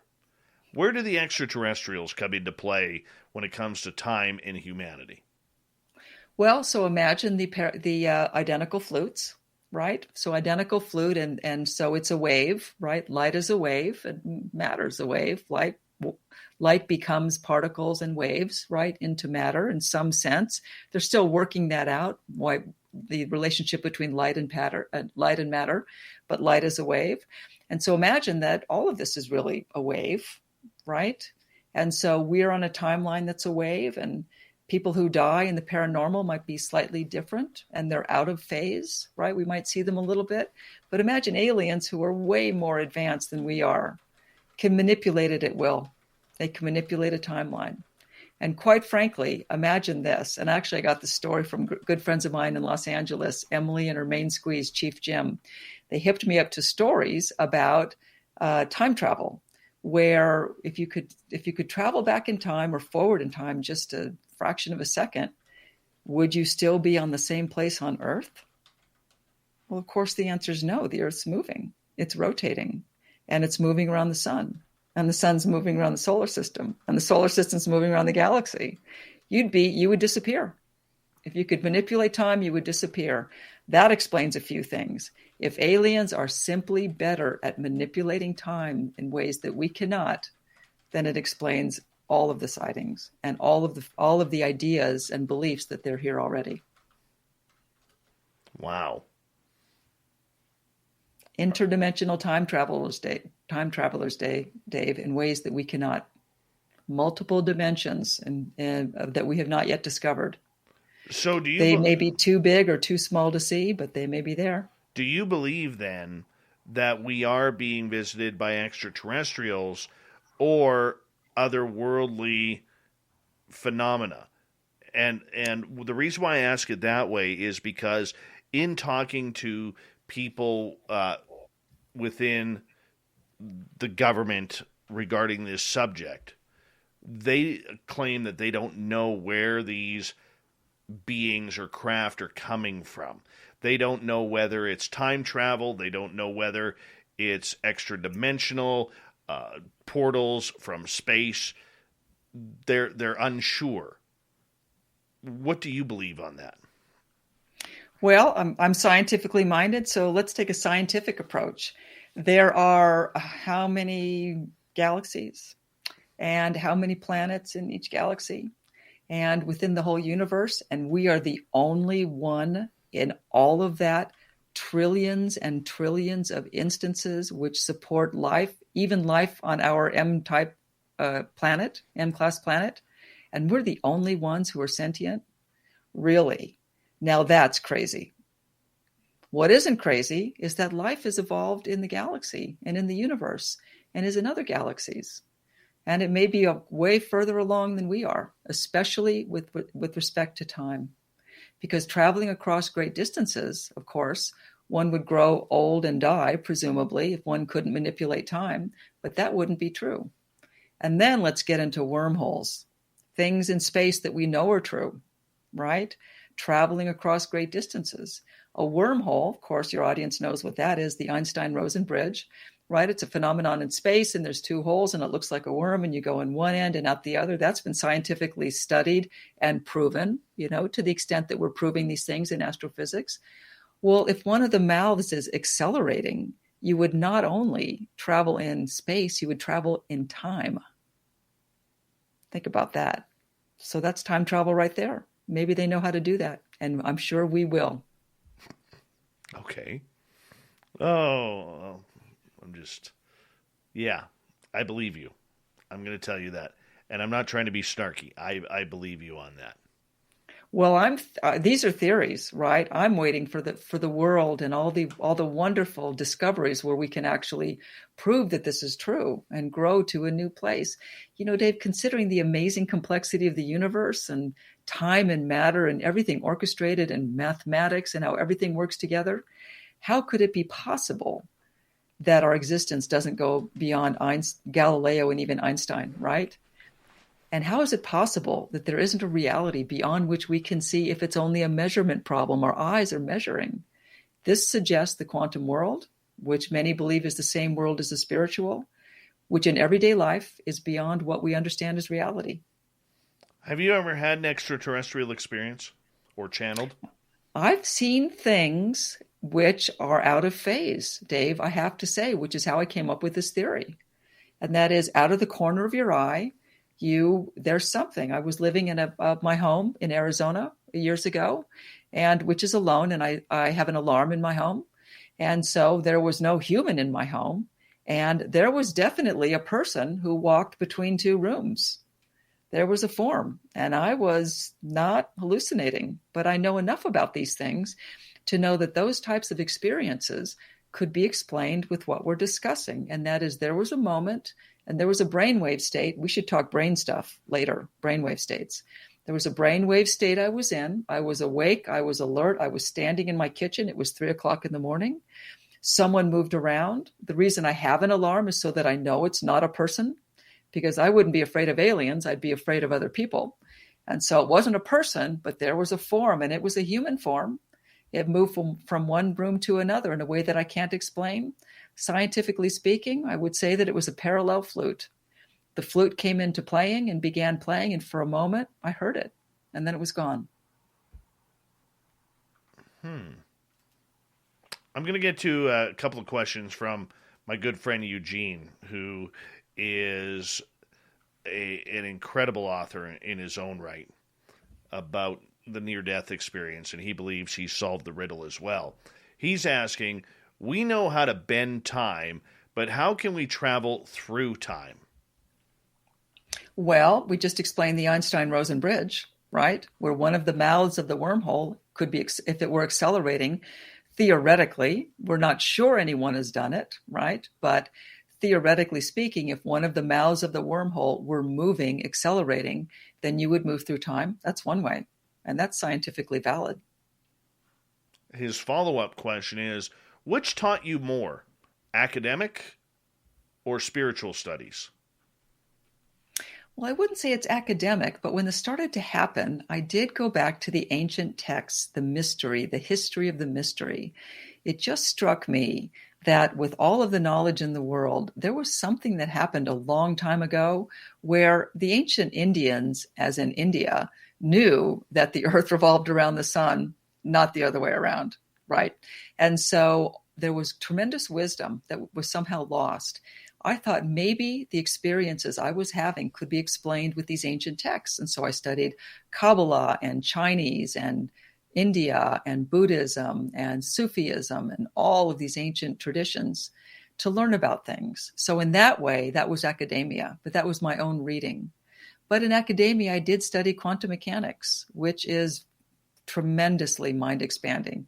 If you compare Buddhism and quantum mechanics, the Buddhists in their ancient texts were talking about quantum mechanics. That's actually been studied, and it's mind-blowing when you see the parallels.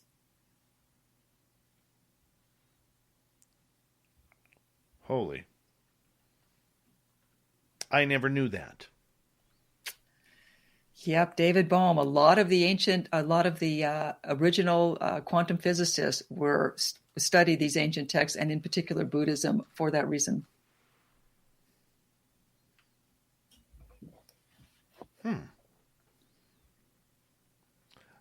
So does that mean that they were more advanced back then than we are now when it comes to science and physics? Well, back to are we the only life in the universe? So imagine this. How old is the earth? Right? Pretty old. And how old is man in our current incarnation? A couple thousand years.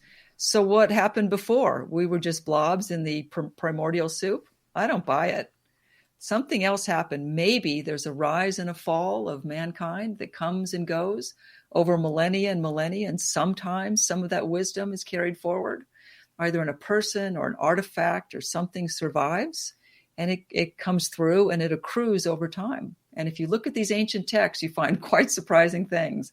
Again, the original quantum physicists were pretty hip to this, the spiritual aspect of their work, for this reason. Okay, so back to extraterrestrials here for a moment. Because they have the ability to bend time and use wormholes, do you believe that they have the ability to travel at well over light speed through wormholes to get here from far off distances, millions of light years away? Well, so Dave, back to the measurement problem. Okay, the speed of light, right? The universe's speed limit, how we came up with it, who knows, but it's there, speed limit, right? So what is one thing in science that we know for a fact travels faster than the speed of light? Everybody think quantum entanglement. It's real. So the quantum entanglement states that two particles can instantly communicate with one another, even across cosmic distances. Now it's bizarre, it's unexplainable, and it challenges our belief that nothing can travel faster than light. But it's real. Quantum entanglement has been proven for a particle that was on Earth and in outer space at the same time, instantly communicating with each other. And of course, it's quantum entanglement, so it's exhibiting a characteristic like spin. It's not something we could see with our eyes. With that said, scientifically proven, and get this, it's getting into our bigger world. In Physics Today magazine, just 2 months ago, was a story about quantum entanglement in our big world of universes and cars and matter, where they are determining that quantum entanglement exists in our world today. So if we're just discovering that, and extraterrestrials are more advanced than we are, of course they can go faster than the speed of light. We're already beginning to uncover that on Earth. Do you believe extraterrestrials walk among us? I believe I have seen things like the person in my house and in other things. And when people say that they see things, I absolutely believe them. Because the number of things that happen, I'll tell you stories. So I am doing this work. If I drop a wine glass, let's say, and I catch myself in terms of my perception, I can see it in slow motion and catch it by the stem. Now, that's a parlor trick on Earth, but it's manipulating time. If I can do it with my feeble self and my little human existence, imagine what civilizations who are far more advanced than we are can do.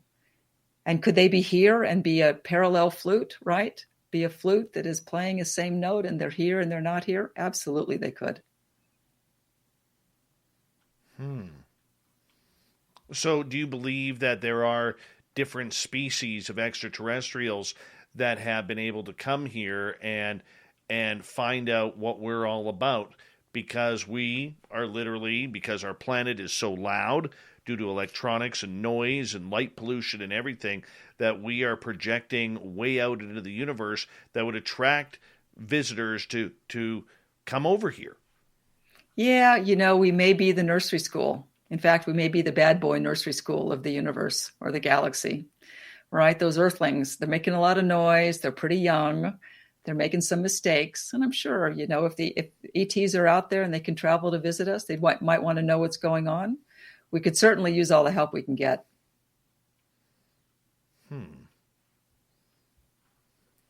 We've got just under 90 seconds here before we got to go to break. At the bottom of the hour, author Lisa Broderick is with us talking about time tonight.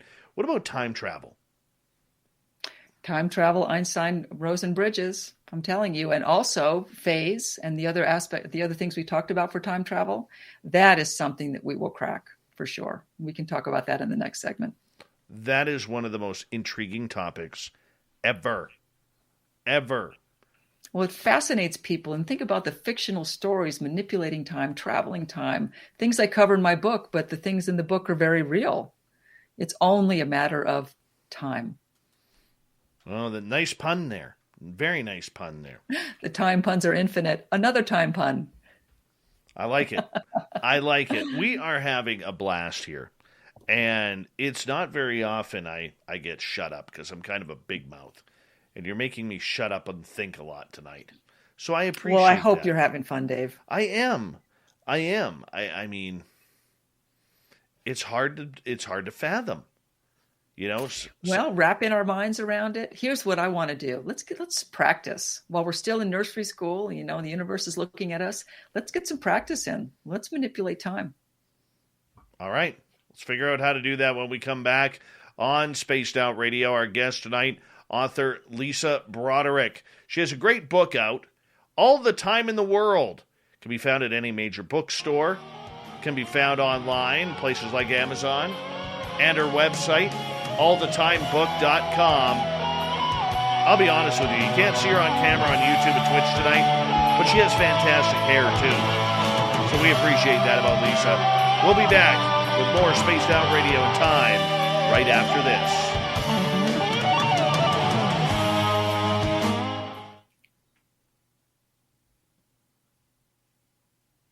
All right, we're clear. Wonderful. Okay, that's a blast. You having fun playing with my mind yet? Expanding your mind. You should think of something new every day, right? Then you won't be afraid of aging. Aging is only entropy that's going one direction. Just reverse it and do it the other direction.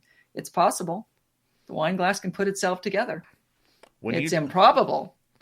When you talked about wormholes and I kind of snickered and laughed, I want to explain why. When I started having my own experiences, I never knew what channeling was.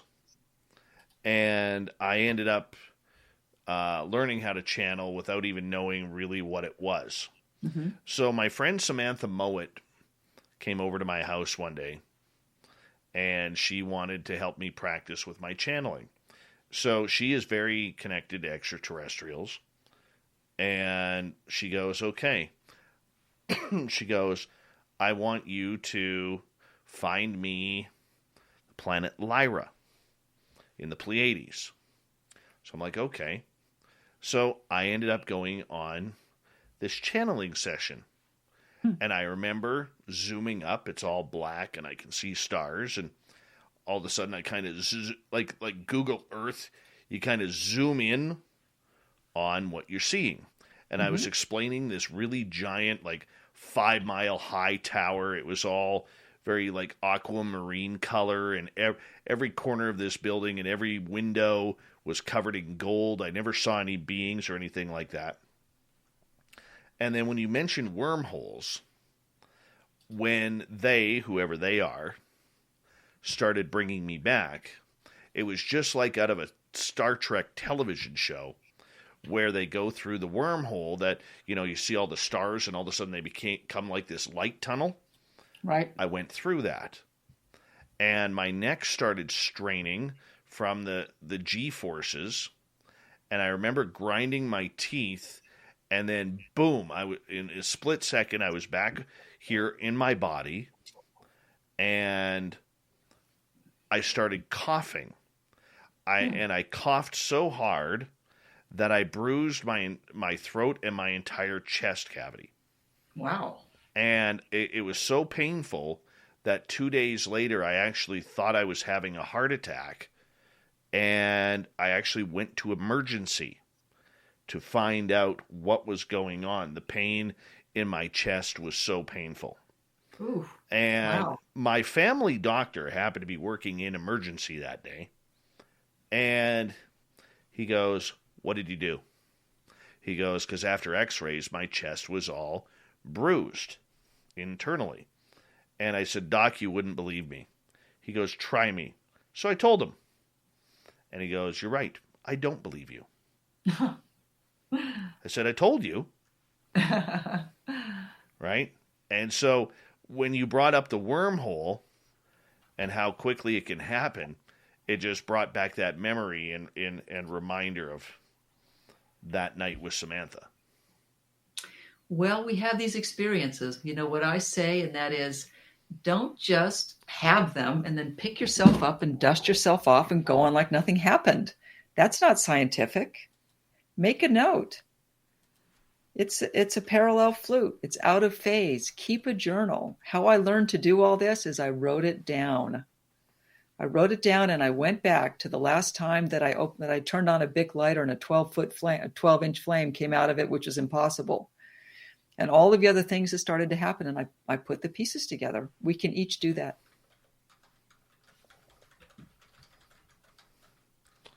Yeah, interesting. Yes. So I encourage you to channel and find out about those light tubes. It's kind of cool.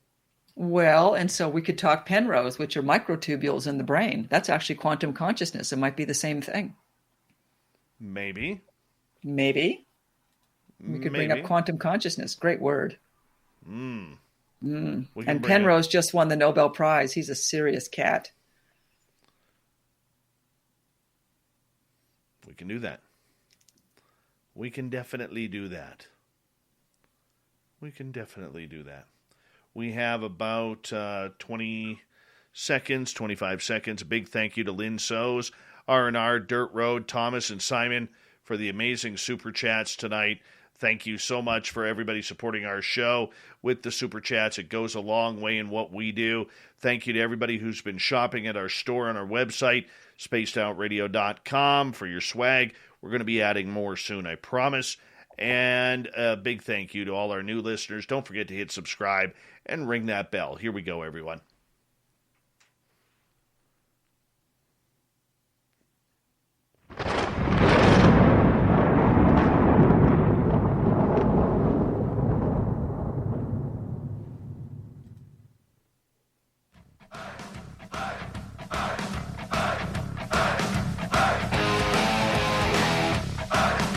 Past the halfway point of Spaced Out Radio tonight.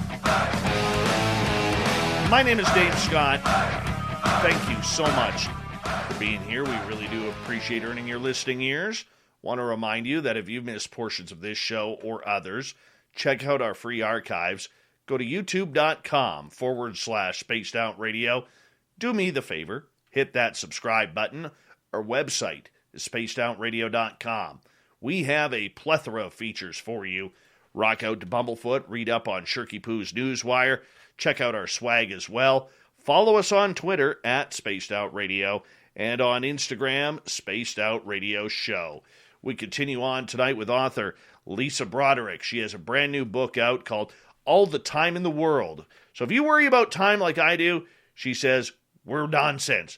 Stop thinking like that. Get her book, check it on out. She'll slow it all down for you in a very good read.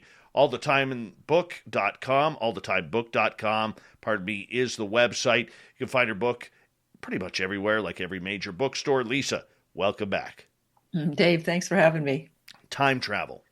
This is time travel. Do you believe that it is possible? Do you believe that maybe it's already here and we do not know? What's your thoughts? Okay, we'll get into a little science because I know the audience likes it. Okay, even Einstein, right, talked about time travel, going back to one of the big thinkers. So some think that time travel is physically possible. Scientists think that time travel is theoretically possible. We talked about wormholes, right? Yes. It's been known for a long time. Here's a fun fact, that the laws of physics work just as well in the forward direction as they do in the backward direction. So that's a it's a data point, and that is, if the laws of physics that govern the universe work just as well forward or backwards in terms of mathematical equations, let's hold that in our minds. Now let's talk about matter. In the 1940s, Richard Feynman, very famous physicist, showed that antimatter, which is a real concept in physics, right, is identical mathematically to ordinary matter traveling backward in time, for which he earned the Nobel Prize. Okay, so we have some fun facts going here. Einstein, time travel, right? Formulas going forward and backwards. The guy, Richard Feynman, one of the most famous scientists with his antimatter and time traveling backward. So time travel may be possible, but how would it work, right? It works in certain general relativity. So we're talking Einstein, space-time geometries, we'll call it, right? How space is out there, which would permit faster than time travel speeds, right? And one of those, as we mentioned, was wormholes. So this is the most scientifically valid explanation that we have. Wormholes connect 2 points in space-time, right? Think of space-time as, it's not flat, right? But there's 2 points in space and it's three-dimensional. It means if wormholes connect 2 points in space-time in this fabric of space, it means that they would, in principle, allow time travel as well as space travel, right? And so a way to convert a wormhole, which exists, into a time travel wormhole would be to accelerate one of its 2 mouths. If it were moving while the other one was stationary, if that were the case, then theoretically you would travel into one end of the wormhole and out the other end at a different point in time. That's time travel. So do you believe then that we already have this ability to do it? Because many people believe that we have. There's rumors and stories out there about, time travelers already going back into time, whether you believe Andrew Basiago and people of that ilk or not. That's really your choice. Do you believe in the fact that maybe we've already done this? We may have, but there are many theories of time, right? And one of them is, we've talked a lot about the multiverse, great theory of time. So what about the block universe of time, right? You know what that is? No. So imagine you're looking down, right, from above, from wherever it is above, and every moment in time is a block. It's a block. And so you're looking down at a block of time, and you could go from one to another. Block theory of time. That's why it's called that, right? And then when you get to time travel, is there only one timeline? Does the universe resolve into one timeline? Or if you went back and killed your grandfather in the grandfather paradox, would you not be here now? Or would you be here because there's a multiverse? So time travel may well be possible, but we haven't even worked out what our theory of time is first. And so I think when we get to that we'll be able to really understand time travel. My personal view is one that time it occurs in discrete moments, right? It occurs discreetly. And so when you talk about discreetly, you talk about a moment in time. And spiritually, there's only the now. So there's only the now, and we're dealing with the now, right this moment, right? But when we talk about how time might work, think back to the glass of water explanation, right? So the example of water being poured into a glass, to our eye, it looks like a stream. Imagine that stream is reality. But imagine that each molecule of water is a block of time. And they're bumping into one another and they're jumbling, but you could plug into one or another. And that actually explains my favorite theory, which is called loop quantum gravity. Carlo Rovelli, a very, very hip physicist who talks about time and explains that time may be a not continuous, but a fabric in space-time where if everything were a particle, if every bit of time were a particle, you could theoretically move from one particle to another, jump from one to another, in which case you could time travel pretty easily. All right, let's get to some audience questions here. Vinman is asking, talking about time, why is it that dogs are the only creature that ages faster than any other Earth creature? Dog years, 7+. Any thoughts on this? Well, I think cats age too. And so I would think that that's more of a biological. Remember the theory of time, my formula? Time is 1 part physical and 1 part perception. I don't think that we can get away from the physical component of time because time exists because matter is moving around. So a biological entity that is experiencing entropy, first law of thermodynamics, which is things go from order to disorder, things grow, age, and die, is if one biological entity experiences that more quickly, then I think that's the makeup of their particular biology. I don't think that necessarily has to do with time. That makes sense. What about human time? Because, for a lot of us, like me, we feel pretty ripped off that The average age is 85 years old. That doesn't seem like a lot of time. Well, back to the measurement problem. Imagine we're just so limited in our ability to measure. And back to the story of my mother, the story of your nephew.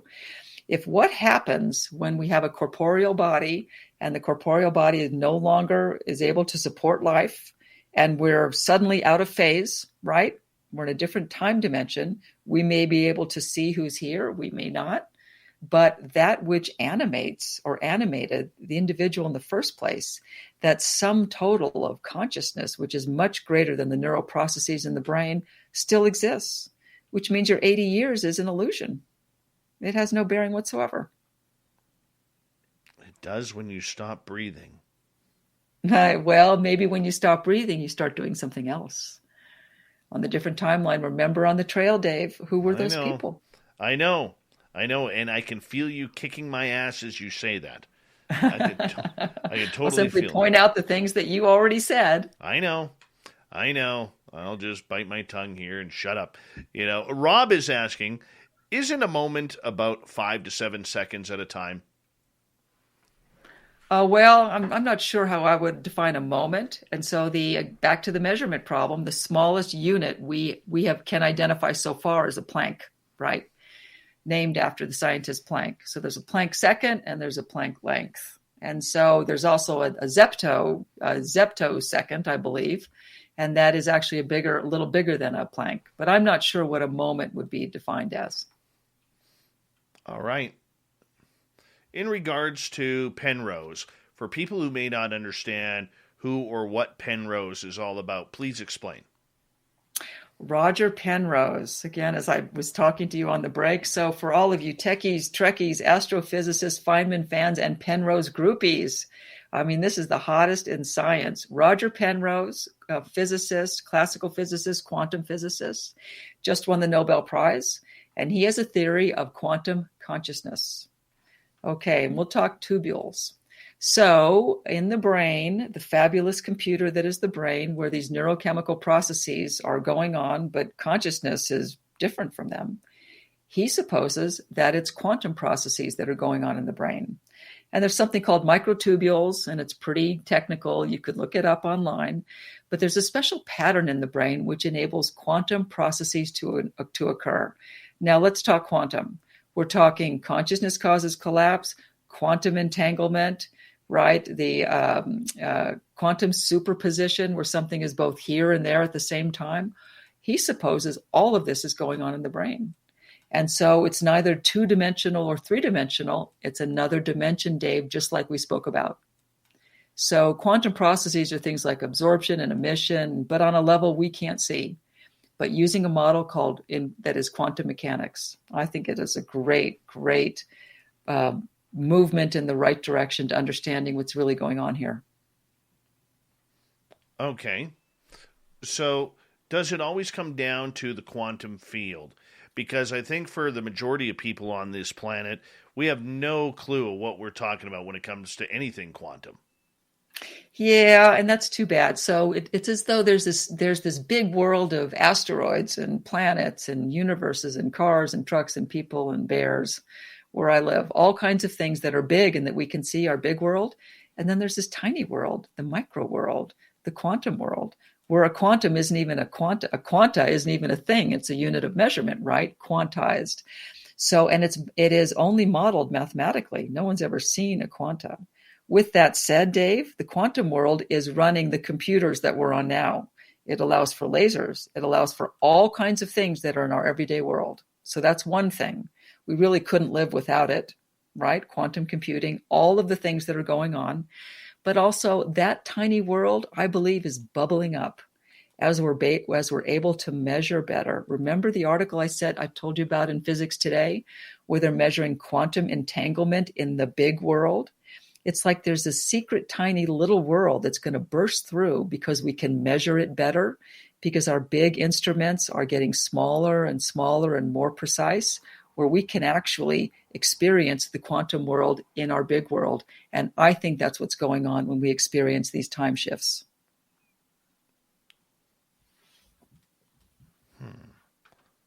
All right, Tony has a question for you.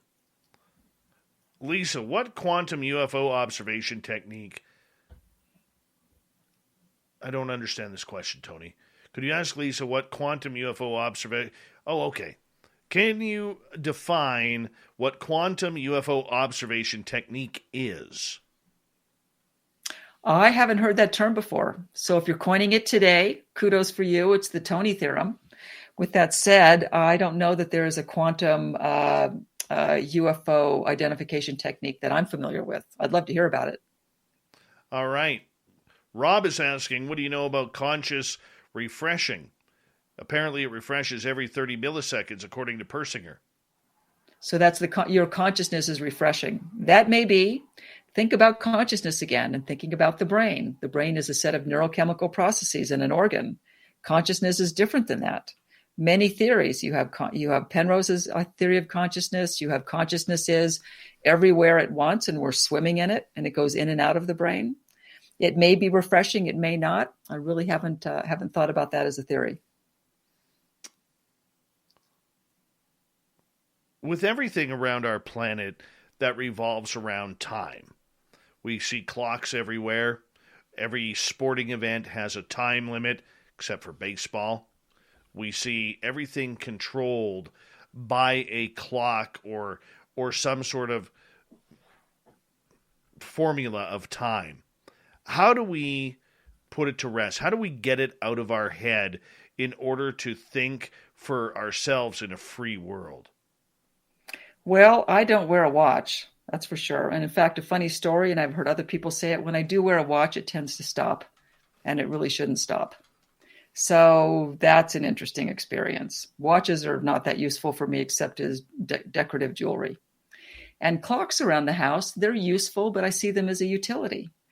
When I'm doing the type of work that I do to slow down and change time for myself during my day, doing what you do, Dave, I pack way more into a day than human beings really should or could in some sense by doing the types of time slowing down techniques that we talk about. And so I leave clocks out of the equation. Here's something to think about, as we said earlier. Pull yourself out of time. Step out of time. When you step out of time, imagine you're on a desert island with no clocks. Do you really know what time it is? So now we're going to quote Chicago. Does anybody really know what time it is? Does anybody care? No. Step out of time. You don't need to be a slave to time. Isn't that what Vegas is all about? It is. And that it is a timeless environment. There's no setting of the sun, right? You're in an environment it's intentionally that way, actually, in order to have you lose your sense of time so that you may be at a slot machine for, you would think 30 minutes and 3.5 hours have gone by and you've, lost $2,000. It's a technique where they remove time from the equation. What about missing time? This is something you brought up earlier.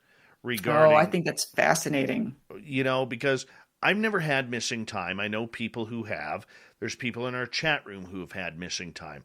I've had time skip on me, which is extremely weird on its own. Happened at the same intersection, one going west, one going east, a few months apart. And literally I watched the light turn green. I hit my gas pedal, and all of a sudden I hear honking. And there are cars from the other way going toward or coming towards me because I ran a red light. Oh, well, that would be very similar to some of the stories that I can share as well of missing time. And that may be the multiverse at work. So here's a story of missing time. A friend of mine, he decided to build a house out of straw hay bales. And he was driving on a highway in California, pulling way too much tonnage for his vehicle. And it was broad daylight on Highway 5, and the truck jackknifed, and he began to swerve and spin. And as he spun out of control, time slowed down. I believe that time often slows down when we are in grave danger. It's a brainwave state, which we can talk about in a minute. Time slowed down greatly for him, and then he lost all sense of time. He came to, in the truck, perfectly intact, pointed in the same direction as traffic, with the truckers waving at him, high-fiving him for whatever he had done. He had no memory of it. Now, in a multiverse explanation, he died. He crashed. He's gone. He went to a new universe where we are here too. He skipped into into the multiverse, parallel universe. He's dead in the other universe, and he's here now and going on like nothing happened. Those stories of lost time they abound. And here's the other thing. Many times they exist when people, quote, should have died. They should not be here. Things have happened where the physical circumstances of what would happen would tear apart and kill a human body, and they didn't. In fact, there wasn't a scratch on them. Is that what we would call a miracle? I would call it a multiverse. Miracles may simply be a measurement problem, Dave. We call something a miracle, so if we were back and King Solomon were in my house, he would call this house a miracle. My gosh, lights come out of bulbs and water comes out of the wall and all kinds of things happen. Those are miracles, but it's simply a measurement problem. It's an awareness problem. So what we can't measure yet, we may call a miracle, but it may be all understandable if we think about it in terms of dimension and time. Interesting. All right, let's go to Eugene. How does time intersect space? Or intersect with space, pardon me.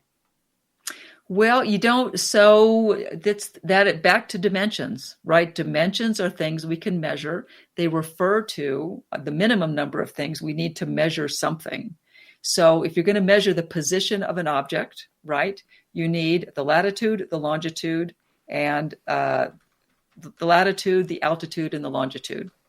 So you have space-time, because all of that can't exist without time. And that's basically the basis of Einstein, who coined the phrase space-time. How could you measure something in terms of latitude, longitude, and altitude to pinpoint its position without the fourth dimension of time? How would you get there? How would there be a universe without time? I was once asked, how would you explain to an alien what is time on Earth? And my answer was, how did the alien get here? There was change. The alien is not two-dimensional. If they're three-dimensional, then time is involved. That's cool. Space-time. Very cool. Thank you for explaining that. Really appreciate it. Now, in our chat room, I know I missed some questions for our guest, Lisa Broderick. Please retype them. I appreciate that. Let's go to David here, and he is asking, if photons compress space and time to zero at the speed of light, does that mean the atom that emits the photon and the atom that absorbs that same photon are touching? Well, it's a great question. I don't know. At that level, back to it, and I'm sorry if it's a catch-all answer, but I really think it's the key to everything we're talking about, and that is it's a measurement problem. To be able to see them touching, to be able to measure something that small, with our big microscope, imagine the drops of water, right? You have in a single drop of water, 1.5 sextillion molecules in that single drop of water. I just don't think we have the ability to measure yet. So the answer is, I don't know. It's a good, honest answer. I like Andrew in the UK. So here's a little humor for you. As we got a couple minutes left. He says, Dave, MC Hammer says, hammer time. Is this a real thing? Hammer time. I think time is what you make it. Of course it's a real thing. Here's something to go to sleep on. When you master time, you master yourself. I'd say Hammer mastered himself. Especially with those baggy pants. Big UFO guy, too. Really? MC Hammer, yes. Very big into UFOs. That's all I can add. That's all I can. There's my knowledge for the night. And Lisa's like, really, Dave? Really? we talked to MC Hammer tonight? Like, my gosh. We got about a minute to go here before we have to go to break. At the top of the hour, author Lisa Broderick is our guest tonight. With time and missing time, do you believe then that missing time could be created out of our mind, where we're put in some sort of lapse, or are extraterrestrials really taking people?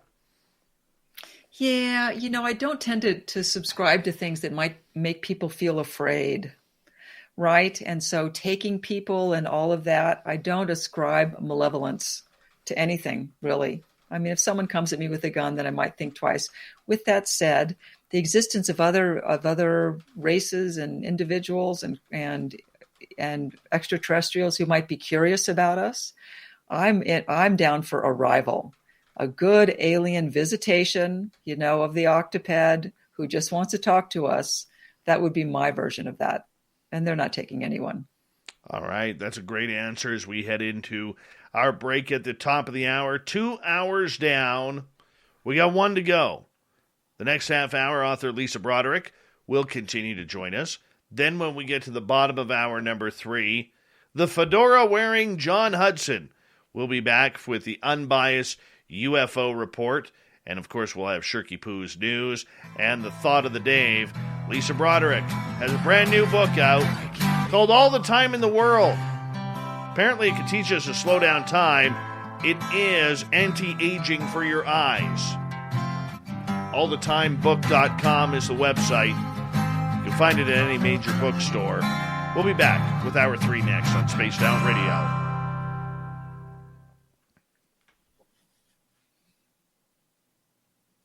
And we're clear. How are we doing? Fantastic. You've stumped me so many times tonight. Well, I don't mean to. It's just, it's a mind bender. It's a good one, though. Get everybody thinking. It is. More thinking, more expansive thought, right? The possibilities. Mm-hmm. I agree with you. And less fear, right? When we understand something, then we're not afraid of it.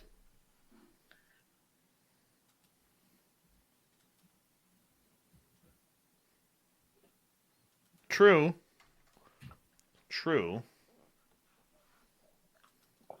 So I'll help you understand that you don't go anywhere when your body dies. It would be good. Do you know of the Monroe Institute, Dave? Yes. Yeah, you might want to go and study with Bill Buellman, who's actually a friend of mine. He endorsed the book. The #1 out-of-body teacher on the planet. Really great guy. And he knows nothing and no one ever dies. He teaches people how to do it right there at the Monroe Institute. Wow. That's a brain. That is definitely a mind expander. That hurts. No, it wouldn't hurt. It would be something. Yes, if I had the time, I would. Create the time. Here's what you do. You see it already done. These are the exercises in the book. That's how you speed up time. When you need to do something really big, you do it. You use the perception exercise that's in the book called focused perception, and you live the experience of it already being done. And then when you begin it, you go into the zone, and then by the time you look up, it's all done. At exactly the moment you need it done. So you believe in moments, not time? Well, a moment is a colloquialism of what time is, right? I don't even believe that a Planck second is a measurement of time that we're not going to exceed. It's just the smallest we could do now. Used to be we could only measure a foot, Dave, in the Middle Ages, right? We're measuring certainly something smaller than a foot today. True. We'll just keep working on the measurement problem so we can identify the second flute.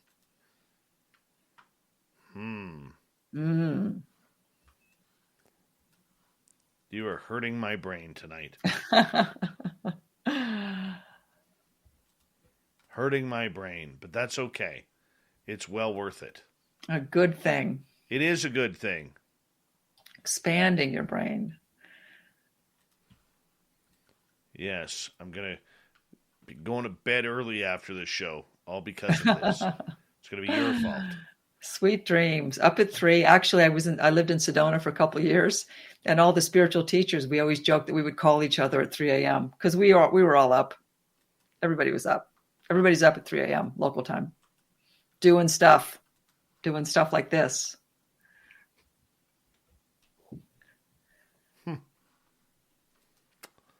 My goodness. How do you not get worn out?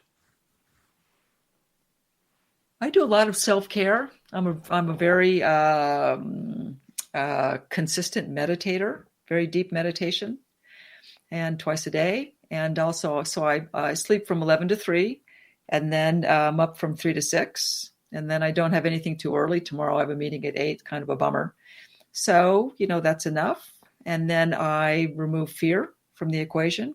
If I have to do something big, I see it already done, and then I just sort of magically happens. And take care of myself. And I don't live in fear. That would be probably the biggest one.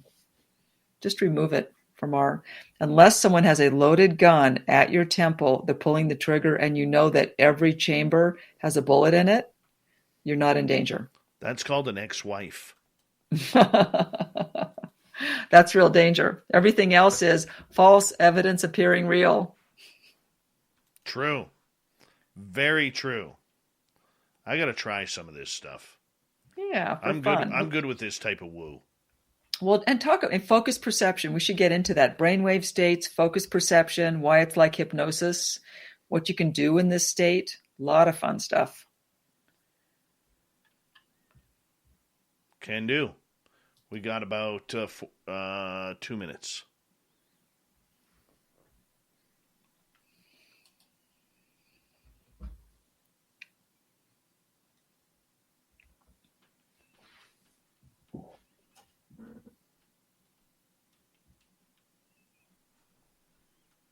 When we get to the next break, I'll say goodnight to you during the show, but I'll give you a proper goodnight during the break. So just hold on for a minute or two after, okay? Perfect. I'd love to. Thanks so much. No problem. I've really, really learned a lot tonight. I appreciate that. Well, thank you. It has been a lot of fun. And I said this earlier in an interview. Imagine if in Starbucks you walked in and everybody was talking about this stuff and not about all the other stuff that weigh us down and concerns everybody and divides everybody. Let's talk about all the wonderful things we can do. Mm-hmm. Good. That's what we try to do. It is. All right. I want to say a big thank you to Todd Purdon, Lynn Soes, R&R, Dirt Road, Thomas, and Simon for the wonderful super chats tonight. Thank you so much for supporting Spaced Out Radio. We really do appreciate what you do. And a big thank you to all our new subscribers tuning us in, maybe for the first time. We really do appreciate it. And to all our regulars, very cool of you to see you all here again. Thank you so much. Here we go, everyone.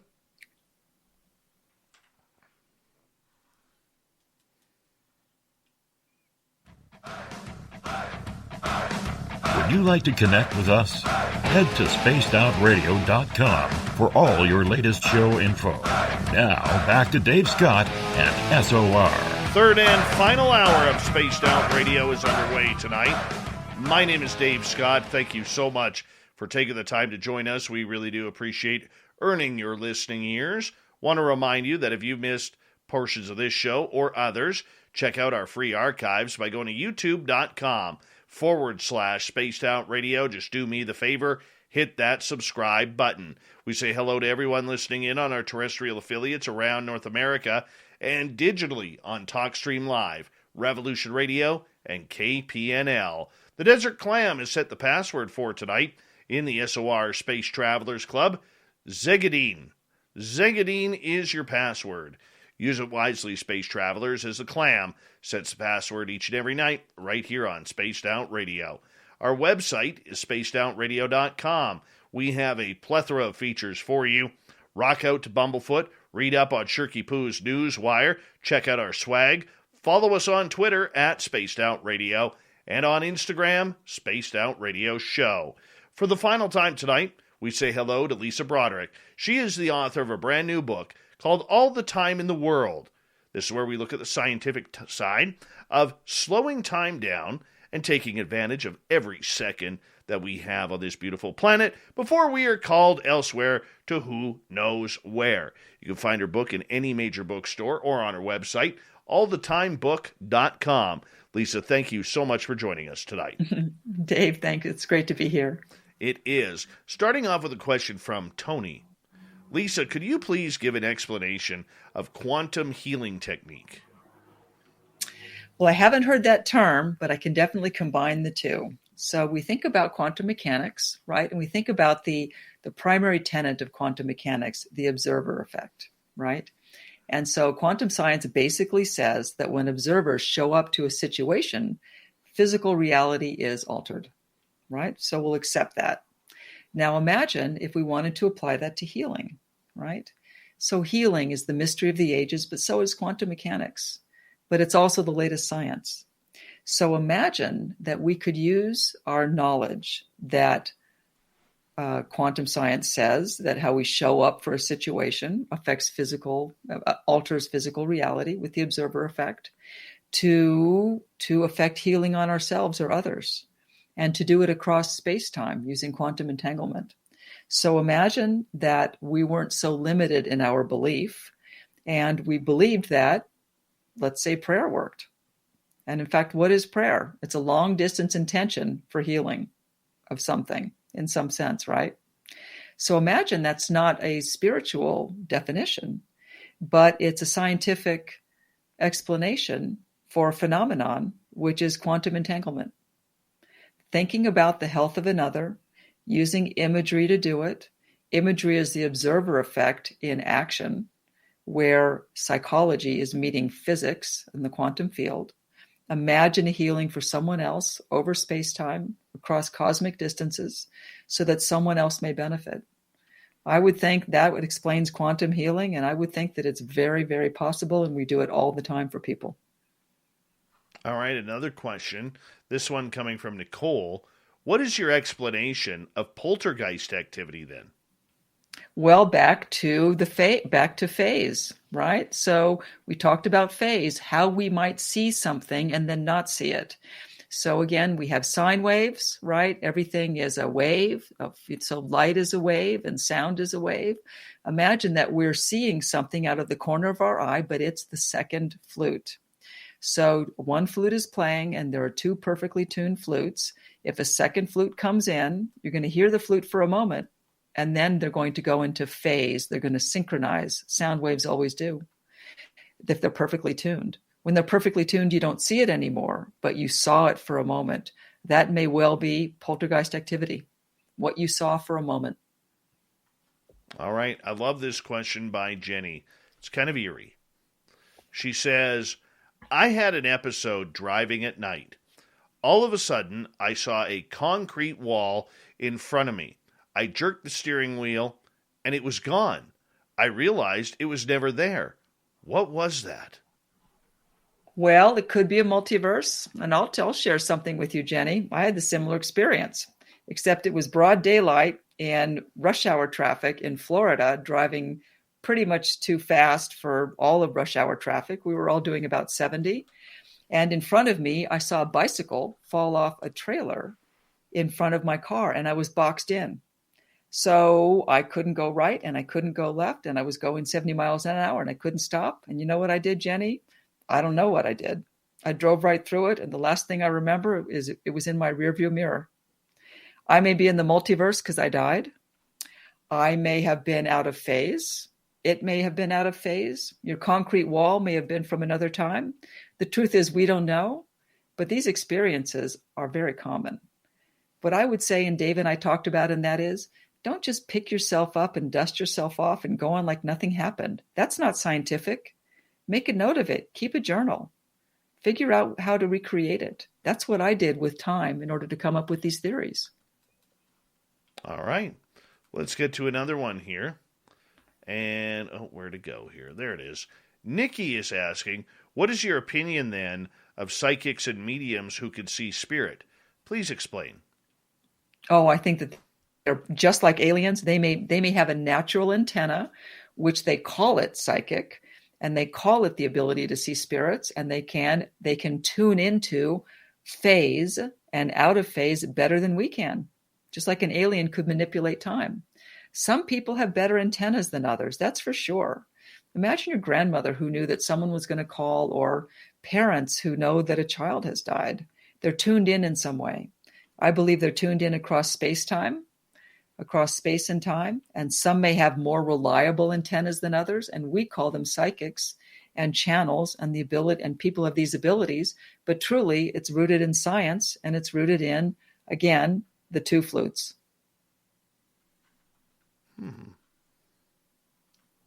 NTR Blues is asking, Lisa, what do you think about the double slit experiment?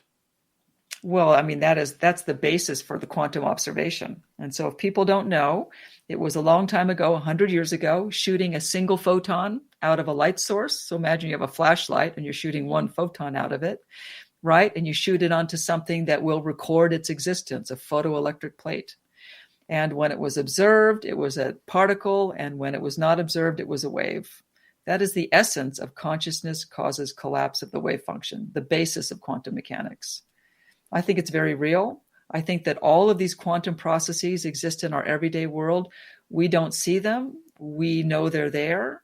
We can model them mathematically, and we can't control them or explain them yet, but we will. Do you believe then that each and every one of us is a multidimensional being? So that way there's versions of you, versions of me, versions of people listening on every timeline that we have going. So let's talk dimensions. And so one, there are 11 dimensions exist and have been proven. Some think there are 26. Back to what dimensions are. Dimensions are simply the minimum number of things we need to measure something, right? And time is a dimension. So imagine that we simply don't have the measurement to measure beyond our own physical existence. And we truly are multidimensional. And that multidimensional exists when we no longer have a physical body and we're out of phase, right? We're somewhere else on a different timeline. And you and I today in these physical bodies can't measure it, but one day we will be able to. So yes, we would absolutely be multidimensional beings. Very cool. Very cool. So do you believe that we could technically, if we were to cross over into a different timeline, meet ourselves? Or do you think it would be like the Back to the Future effect, where you shouldn't meet yourself on a different timeline? Well, those are two theories of time. And so one theory of time is that there's multiple dimensions, but it always resolves into a single timeline. So imagine this. So in every moment, whatever a moment is birthed a new universe, but it resolves into a single timeline and we all go forward together. Somehow there's a resolution, the quantum ballet. There's another version where there's a multiverse.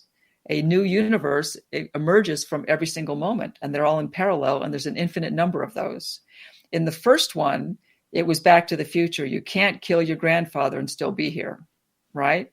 In the second one, the multiverse, you can do anything you want because you simply go to a different universe and you could meet yourself. And the truth is, we don't know, but they're both great to think about. It very much is. Very much is. I mean, would you want to meet your other self on a different timeline? I'm not sure. First of all, I'm more of a block universe person. Carlo Rovelli, loop quantum gravity. Time exists in discrete now moments.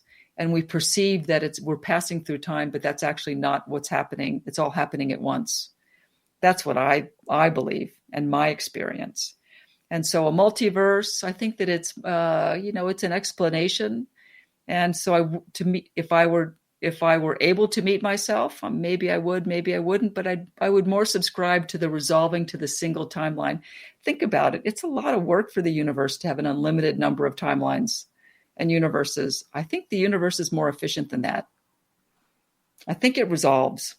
And so something happens and it resolves into a single timeline so that you couldn't go back and kill your own grandfather.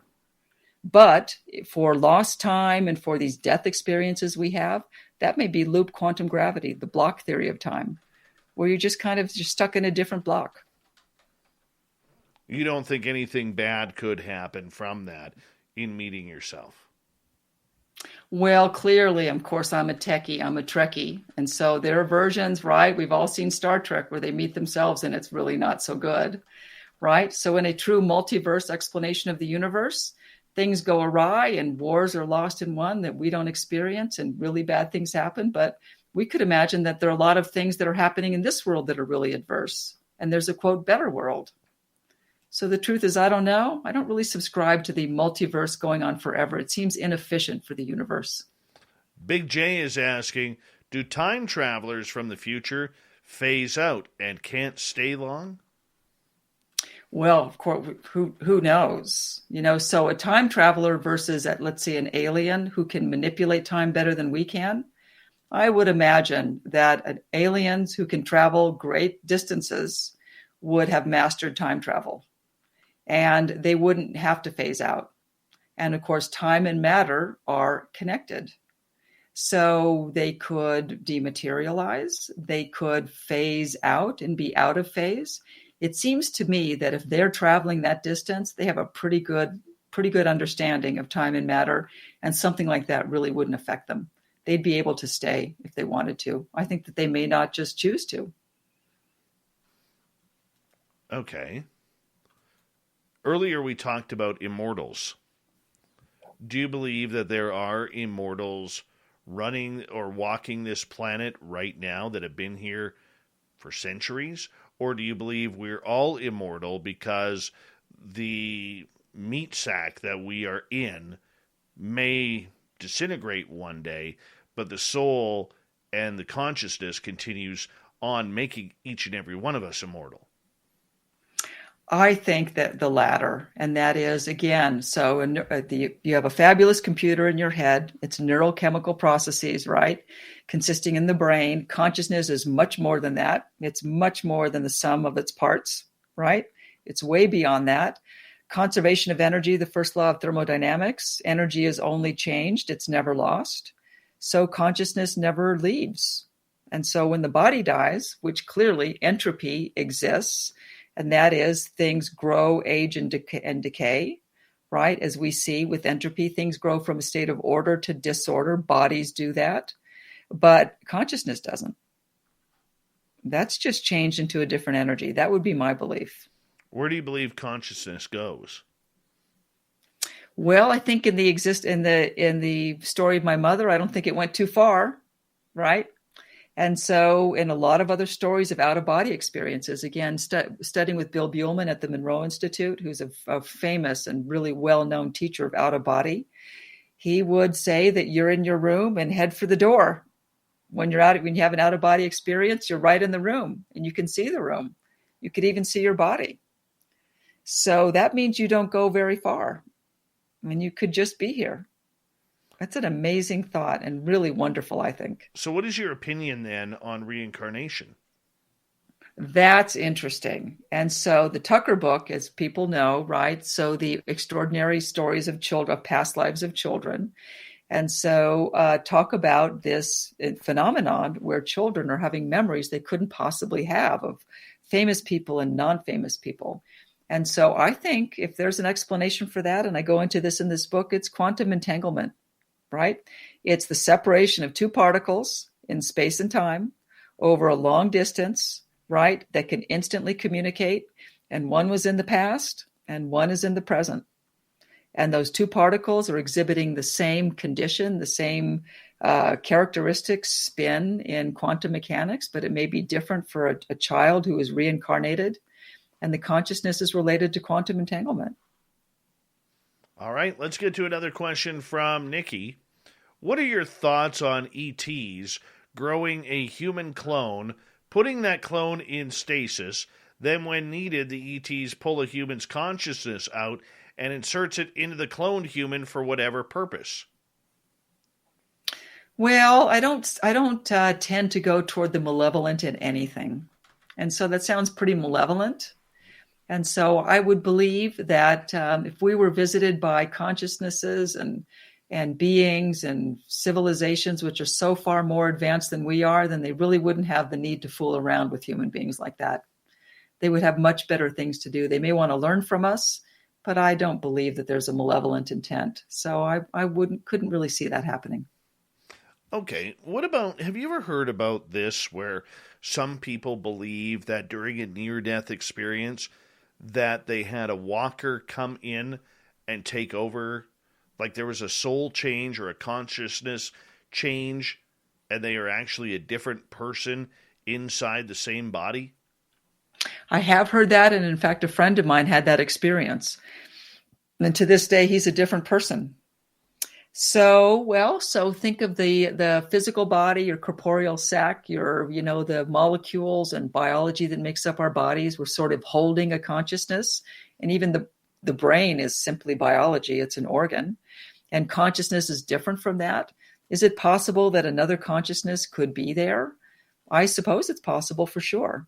I don't ascribe malevolence to it, I have to say. I would ascribe more of a past life thing, right? The Tucker book about the extraordinary past lives of children, where that might happen.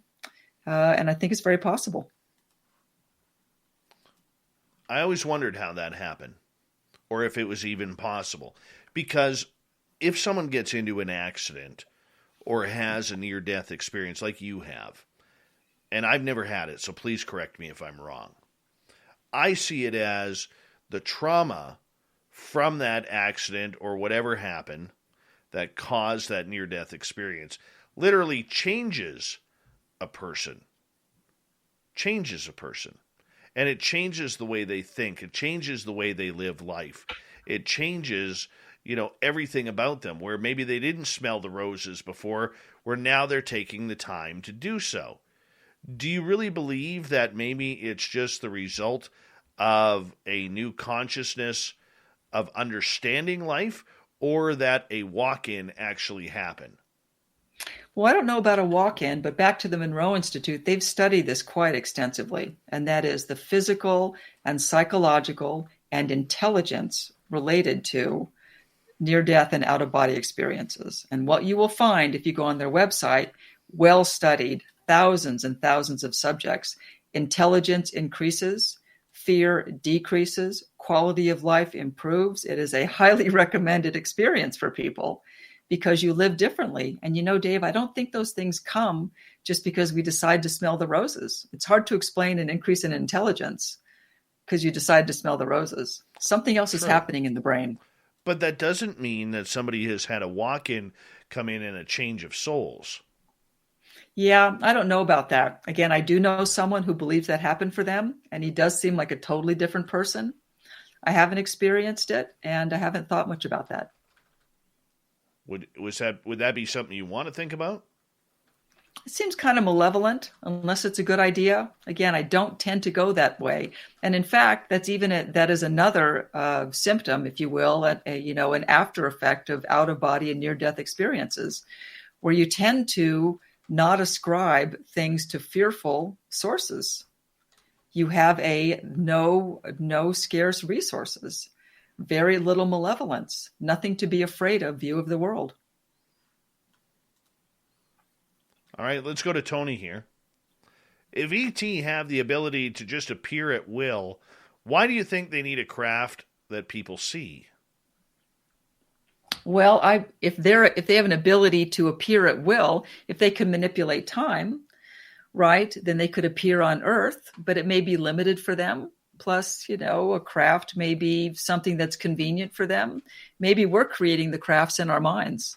Maybe the crafts are the ETs. Clearly, people have seen things. And now, of course, the government is being more forthright about all of the different reports from the Air Force and from the different military agencies about what has been seen over time. I don't know the answer to that. Maybe it's convenient to have a craft. Maybe in order to travel through the wormholes, they actually need that. And the ability to just appear somewhere like you're transporting in Star Trek is beyond even their ability.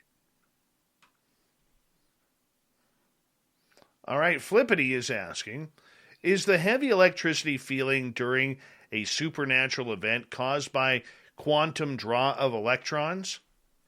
Boy, I have wondered that. And so sometimes you feel like you're sinking into something, you're going into the quantum field, and sometimes you feel like you're being uplifted. That is mysterious. It's a very unique physical sensation. It could be either, though. You could be uplifted or a sinking feeling.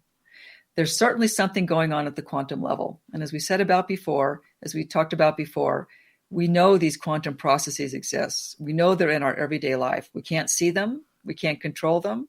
But I think we're going to have greater understanding of them, and hopefully very soon. So the answer is I don't know, but I think that might be the case. All right. We got about just over a minute left with you tonight, Lisa. And I want to say a big thank you for coming on Spaced Out Radio. You are amazing. Amazing. It has been a blast. I know I didn't do you any justice. The audience did. I did not. I'll be self-deprecating there. But could you do me a favor and tell everybody where they can find your website and your book? Sure. And so my website, which is the same as the book site, is lisabroderick.com and also allthetimebook.com. And so if you go there, you can find out more about me and more about the book and more about other things we're doing. We are having a contest. I'll announce a contest, and that is the best time-shifting stories. Because as on this program, and I'm on media a little bit, both on national radio and television, I'm going to begin to share these stories with others. So if you go on the website and submit your story in the contest, and we're going to pick, I think, 3 stories a month for the next couple of months, we'll share them on national television and national radio, and we'd love to do that. Much appreciate you coming on, Lisa Broderick. A great time here learning from you. My brain is killing me, and I promise I won't stress about time anymore. How about that? You are cured, Dave. You're cured. I am cured. You have all the time in the world. Thank you. Actually, that does mean a lot. It really does. Lisa Broderick, everybody. Allthetimebook.com. Coming up next, the fedora-wearing John Hudson will be by with the Unbiased UFO Report. We got Shirky Poo's news, the thought of the day, the jam-packed final half hour of Spaced Out Radio right around the clock here.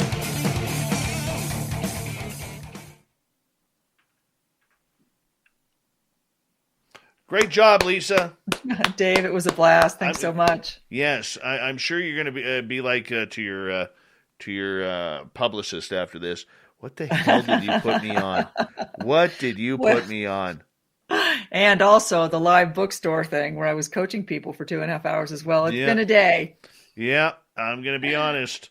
I can hear your publicist getting ready for a cringe right now. Really spaced out radio. Some Canadian guy who doesn't even know what the hell we're talking about. This was a blast. A total blast. Thank you. I appreciate you. Thank you so much for entertaining our audience tonight. Absolutely. Anytime, Dave. Love to come back. Much love. Take care. Have a great evening, you too. Thanks so much. Bye-bye. I would absolutely love for Lynn Wallington to interview her.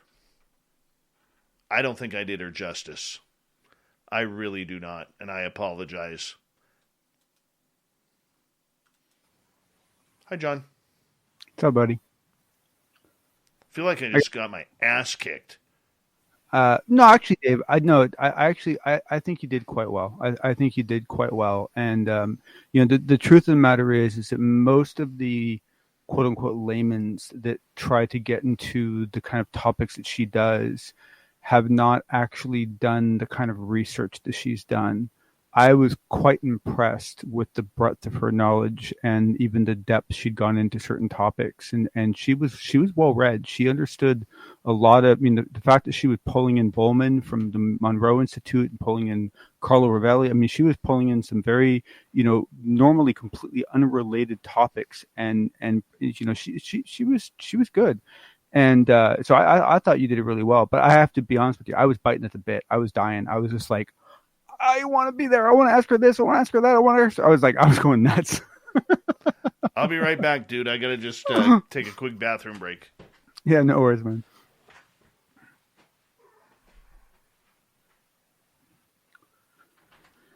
Oh, man. So how y'all doing? Everyone doing well? Yeah, no, she was cool. She was, I got to say, just me personally, I don't agree with everything she said. I don't. I think some of her, I disagree with some of her conclusions. But she's done a fabulous amount of research, and she has a very clear thinking procedure. And so it's totally. It's as likely that she's right as it is that I am right. There's no reason to believe that whatever. But even with the stuff I disagree with, I like the conclusions she came to. Yeah, I know. I'm going to bring that up today. I'm very sad about my lack of my Mojave trip. I got to be really honest with everyone. Even if I'd won, I don't think I would have gone. Maybe I would have, but yeah, I don't know. I would. yeah, I don't know. I don't know. We'd have to see. We'd have to see. But there's a lot more coming to that story, so hold on to your seats. And that's not, I don't mean tonight. I mean the next couple of days. There's going to be some stuff coming. So, how you doing, John? Doing okay. Doing pretty good. So I want to offer you an analogy that might help you with some of the concepts that you guys were talking about, right? After the show. Okay, all right, you got it. It was going to be like 30 seconds, but okay, but you got it. My brain is fried over her, and I mean that in a good way. Yeah, no, it was a great conversation. It was very interesting. It was very, very interesting.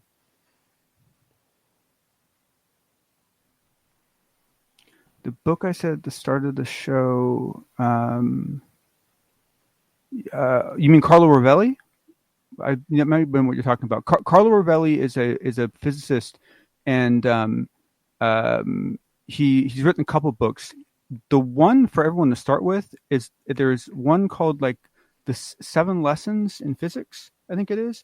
You can get it in an audiobook, and it's the only one that he actually narrates himself. So you get it in his native Italian accent, and it's fun. It's a fun book. It's basically a short version of one of his bigger books, and it's so much fun. So I don't know if you're talking about Carlo Rovelli, but I think you might have been. All right. Give me 2 seconds here. Big thank you to Todd, Lynn, R&R, Dirt Road, Thomas, Simon for the super chats. Really do appreciate that. No, I have not seen Dolan and Doty talk MIBs yet, Stephen. And YJ, I swear to God, man, I did not see a single one of your questions on my chat room. I really did not. I know you're not going to believe me again, but I swear to God, I didn't see one. Here we go.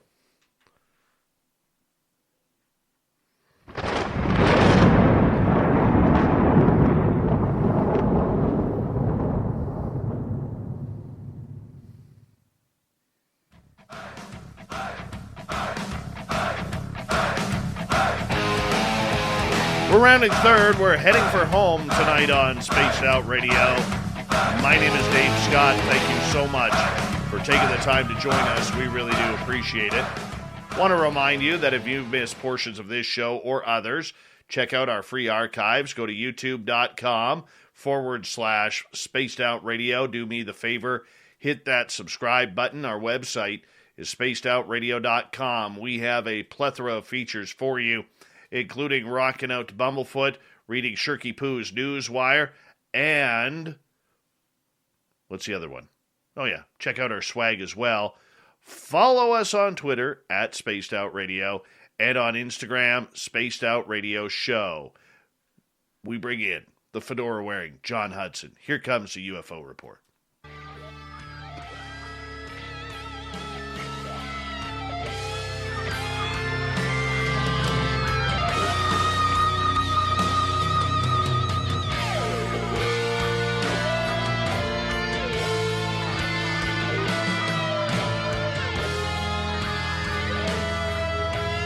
Yeah, it's that time once again where the fedora-wearing John Hudson comes on in to Spaced Out Radio, breaks down the latest and greatest in the UFO news that is going on around the world. And John, thank you so much for joining us. Thank you for having me, and thank you everyone for sticking around. It's nice to see everybody. All right, let's get right to it. Video from 1995 from the Air Force that military.com brought out. I saw this earlier today, man, and I was like, really? Are we getting another video? I know. So first, there's so many interesting aspects to this story, right? So first off, like Dave said, this is basically there was an old show called Hard Copy, and basically Hard Copy did an episode in 1995 about a Air Force video of a bloody UFO. I mean, that's what it looks like, right?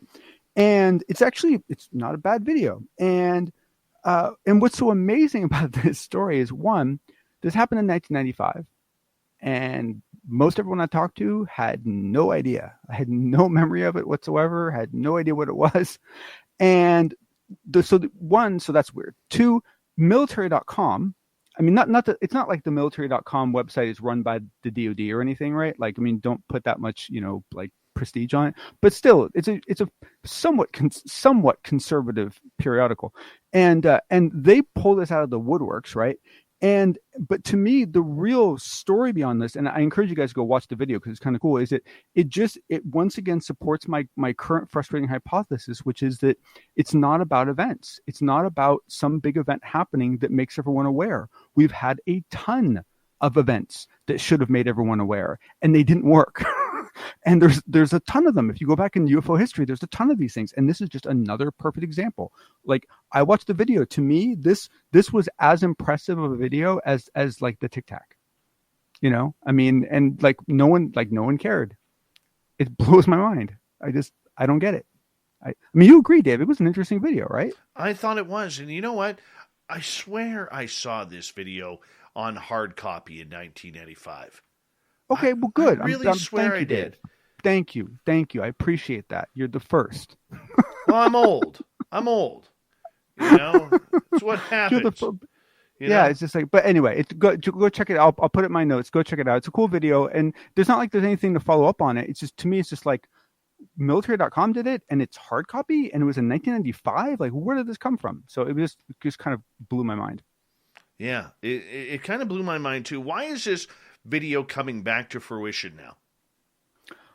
I have no clue. I have absolutely no clue whatsoever. The only thing I can guess is that like the writers over at military.com were just like, pouring through Google and probably not Google for this, maybe DuckDuckGo, but they were pouring through search engines and found it. That's the only thing I can think of, because it doesn't relate to anything. It was just this random story. But like, why that wasn't on CNN when it came out, I have no idea. Like, it was on hard copy, and then no one followed up on it. Right? Unbelievable. Bizarre. Unbelievable. It really is unbelievable. All right, let's move on to Anjali here, because yes, yeah, the so sad. The retreat to go find aliens in the Mojave Desert that we all knew wasn't going to happen is now unofficially not happening. Well, I have her quote here. She said, "With great respect, the expedition to the mountain is postponed. Wayne has now said that no one may enter his property, including myself. My intentions are to press forward. I will gather the team and they will be briefed, and together we will determine a plan of action. I need backup." So essentially she is still trying to give people hope that it's going to happen. And I will say this, I actually do believe that she wants to do this. I don't know why, because I don't think it's going to end well. But I do believe she wants to do this for some reason. However, from what I'm hearing, Wayne, the gentleman's name, Wayne has actually talked to some people, and Wayne is evidently going to be interviewed, I believe, in the beginning of December. And I'm still getting details on this. And my understanding is that Wayne doesn't feel the same way that Anjali does, and wishes to speak his mind. And I don't think expand on that. What do you mean by that? Well, from what I've heard, and I haven't talked to him, he has no idea who she is. There's no tunnel. He never dug a hole, and there's no portal. And he's rather irritated that people have been calling him.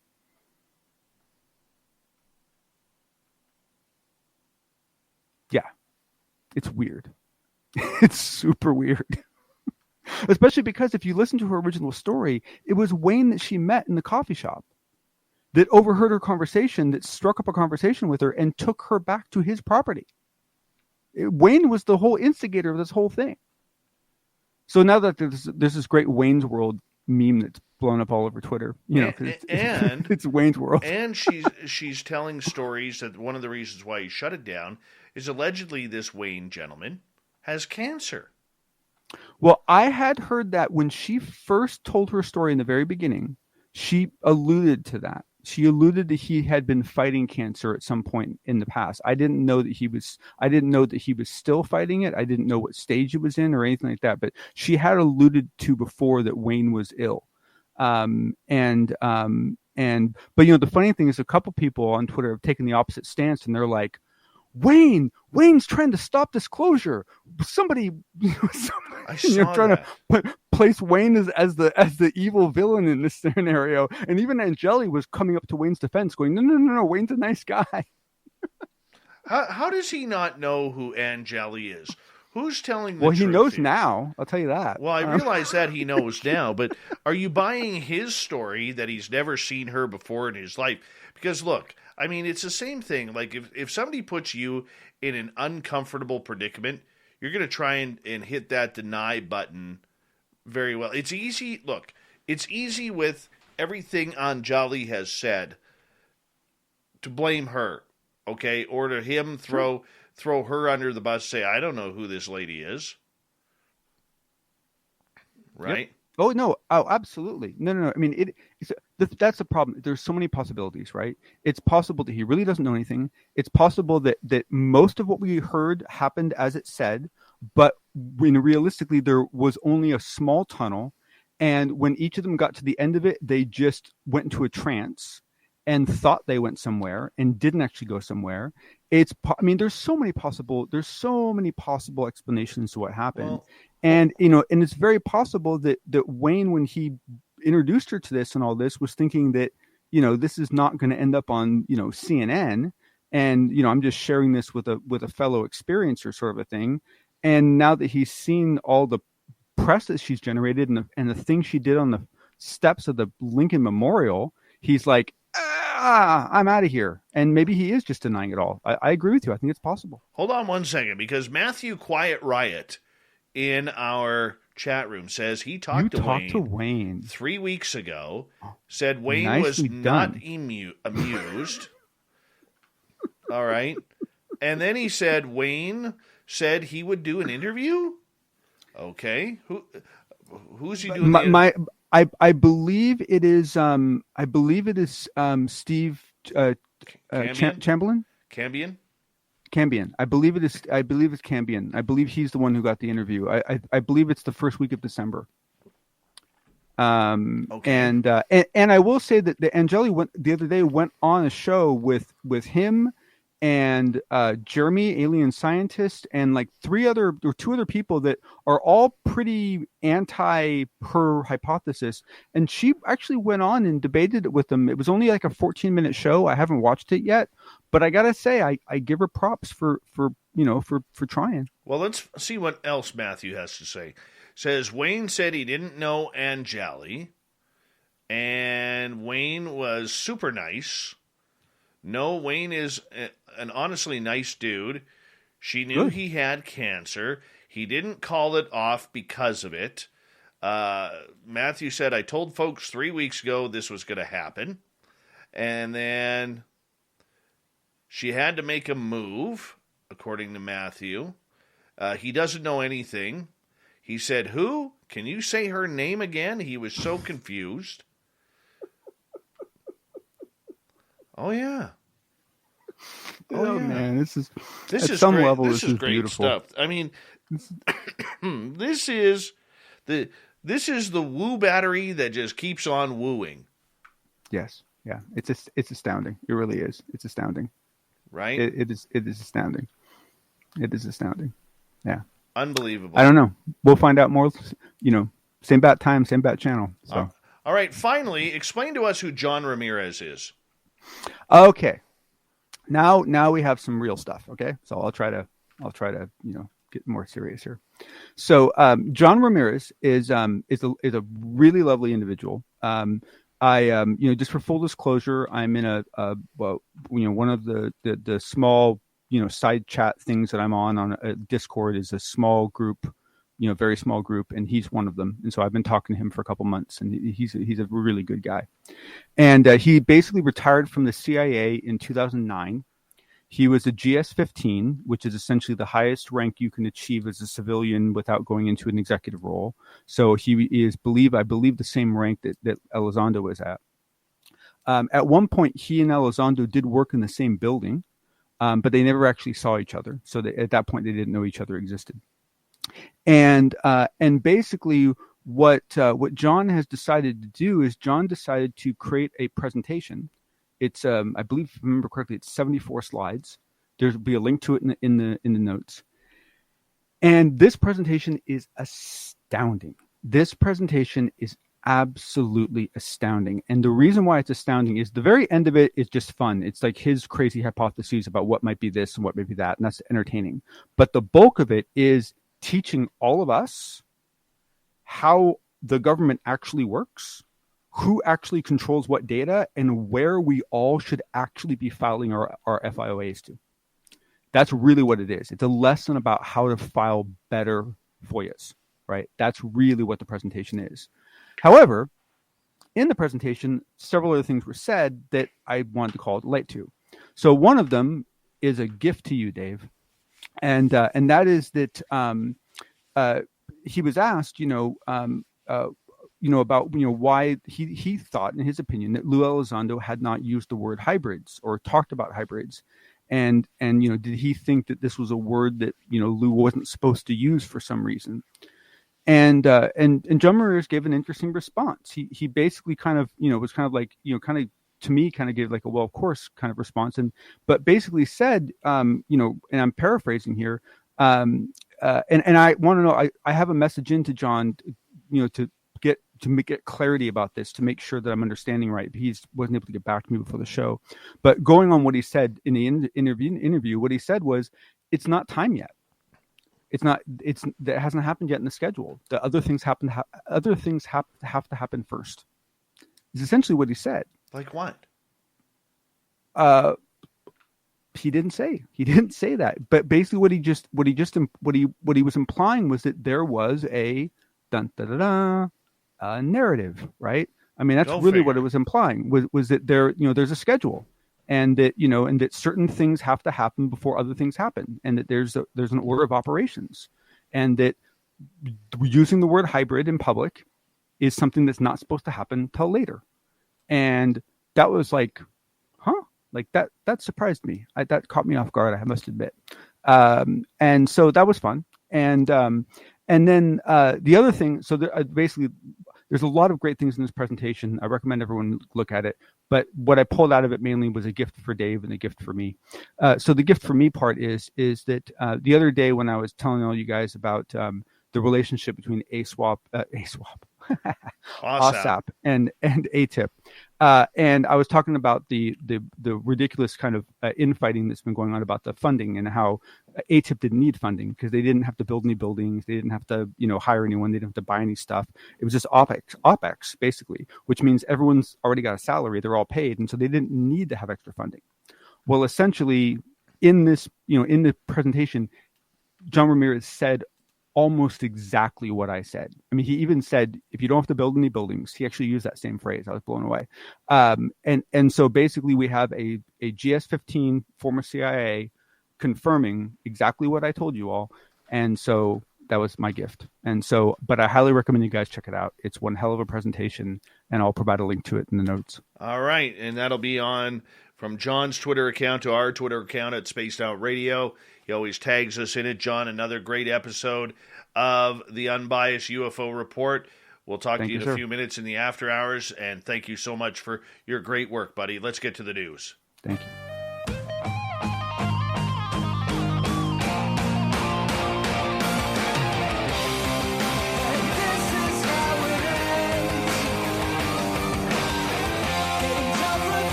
Let's get right to Shirky Poo's news.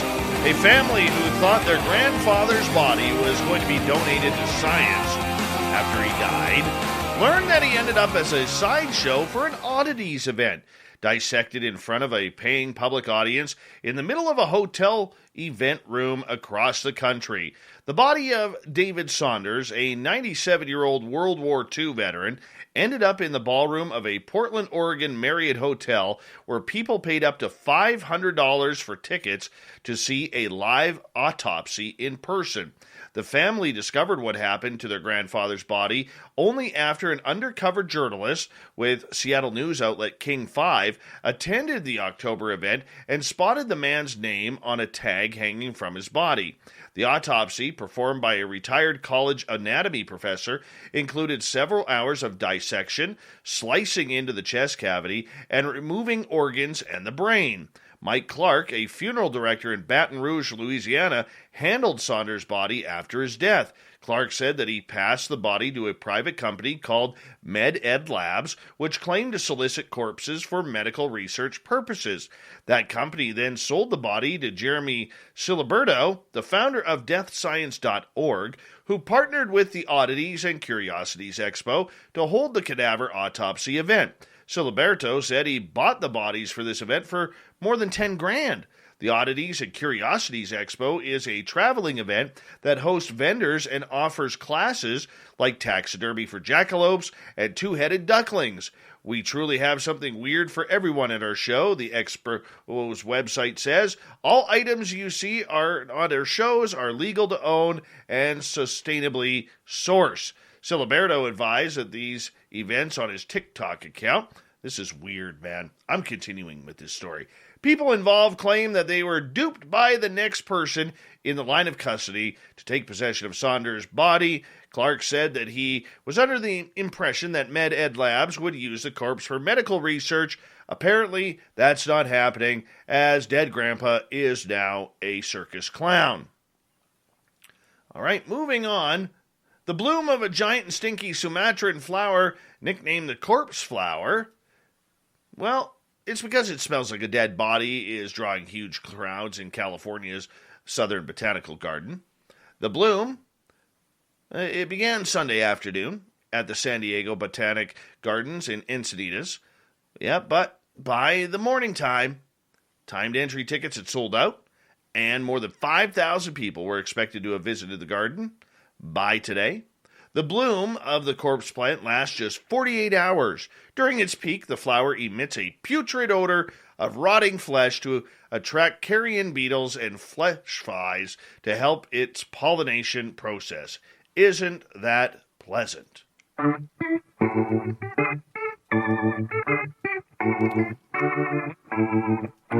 Thought of the Dave, about to happen right now.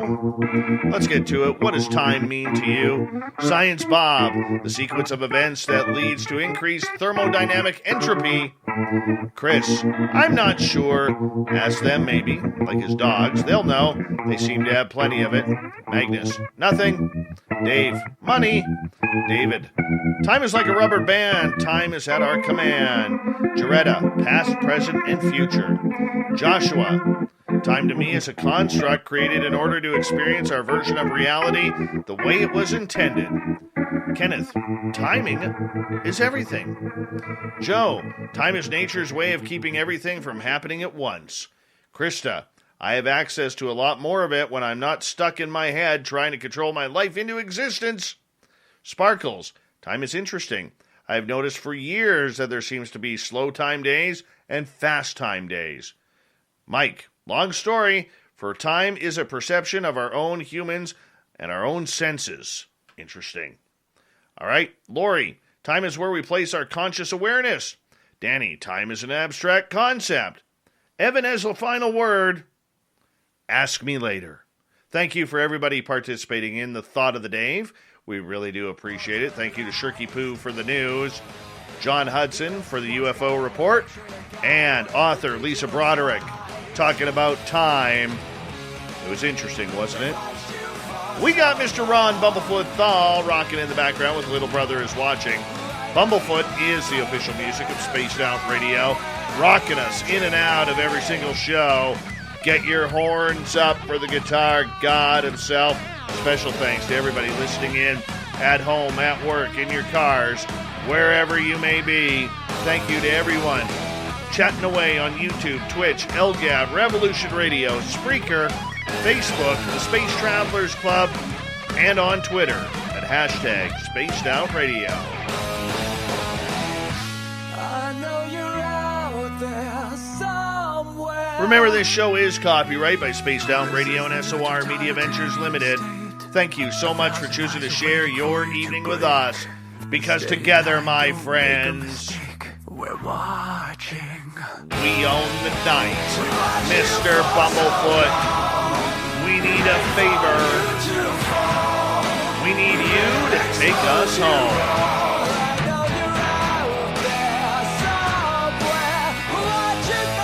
Yes, the Woo Train has docked for the night. But soon, my friends, we shall ride again. Your seats are always available. Your tickets never expire. And if you want to bring a friend, we've got room for them too. Good night.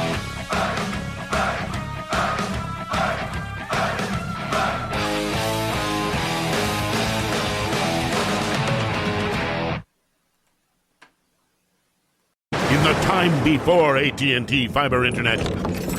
What? What are you doing in me dungeon? It's the only place where the bloody Wi-Fi works. Oh, and you don't mind the spiders? Spiders? What spiders? Oh no, they're everywhere! Oh! In the time after AT&T Fiber Internet. It's nice having fast, reliable Wi-Fi in the whole house. For sure. The dawn of a better internet era with AT&T Fiber. Limited availability in select areas. Check eligibility at att.com/getfiber. AT&T Smart Wi-Fi extenders may be required. Sold separately. Restrictions apply.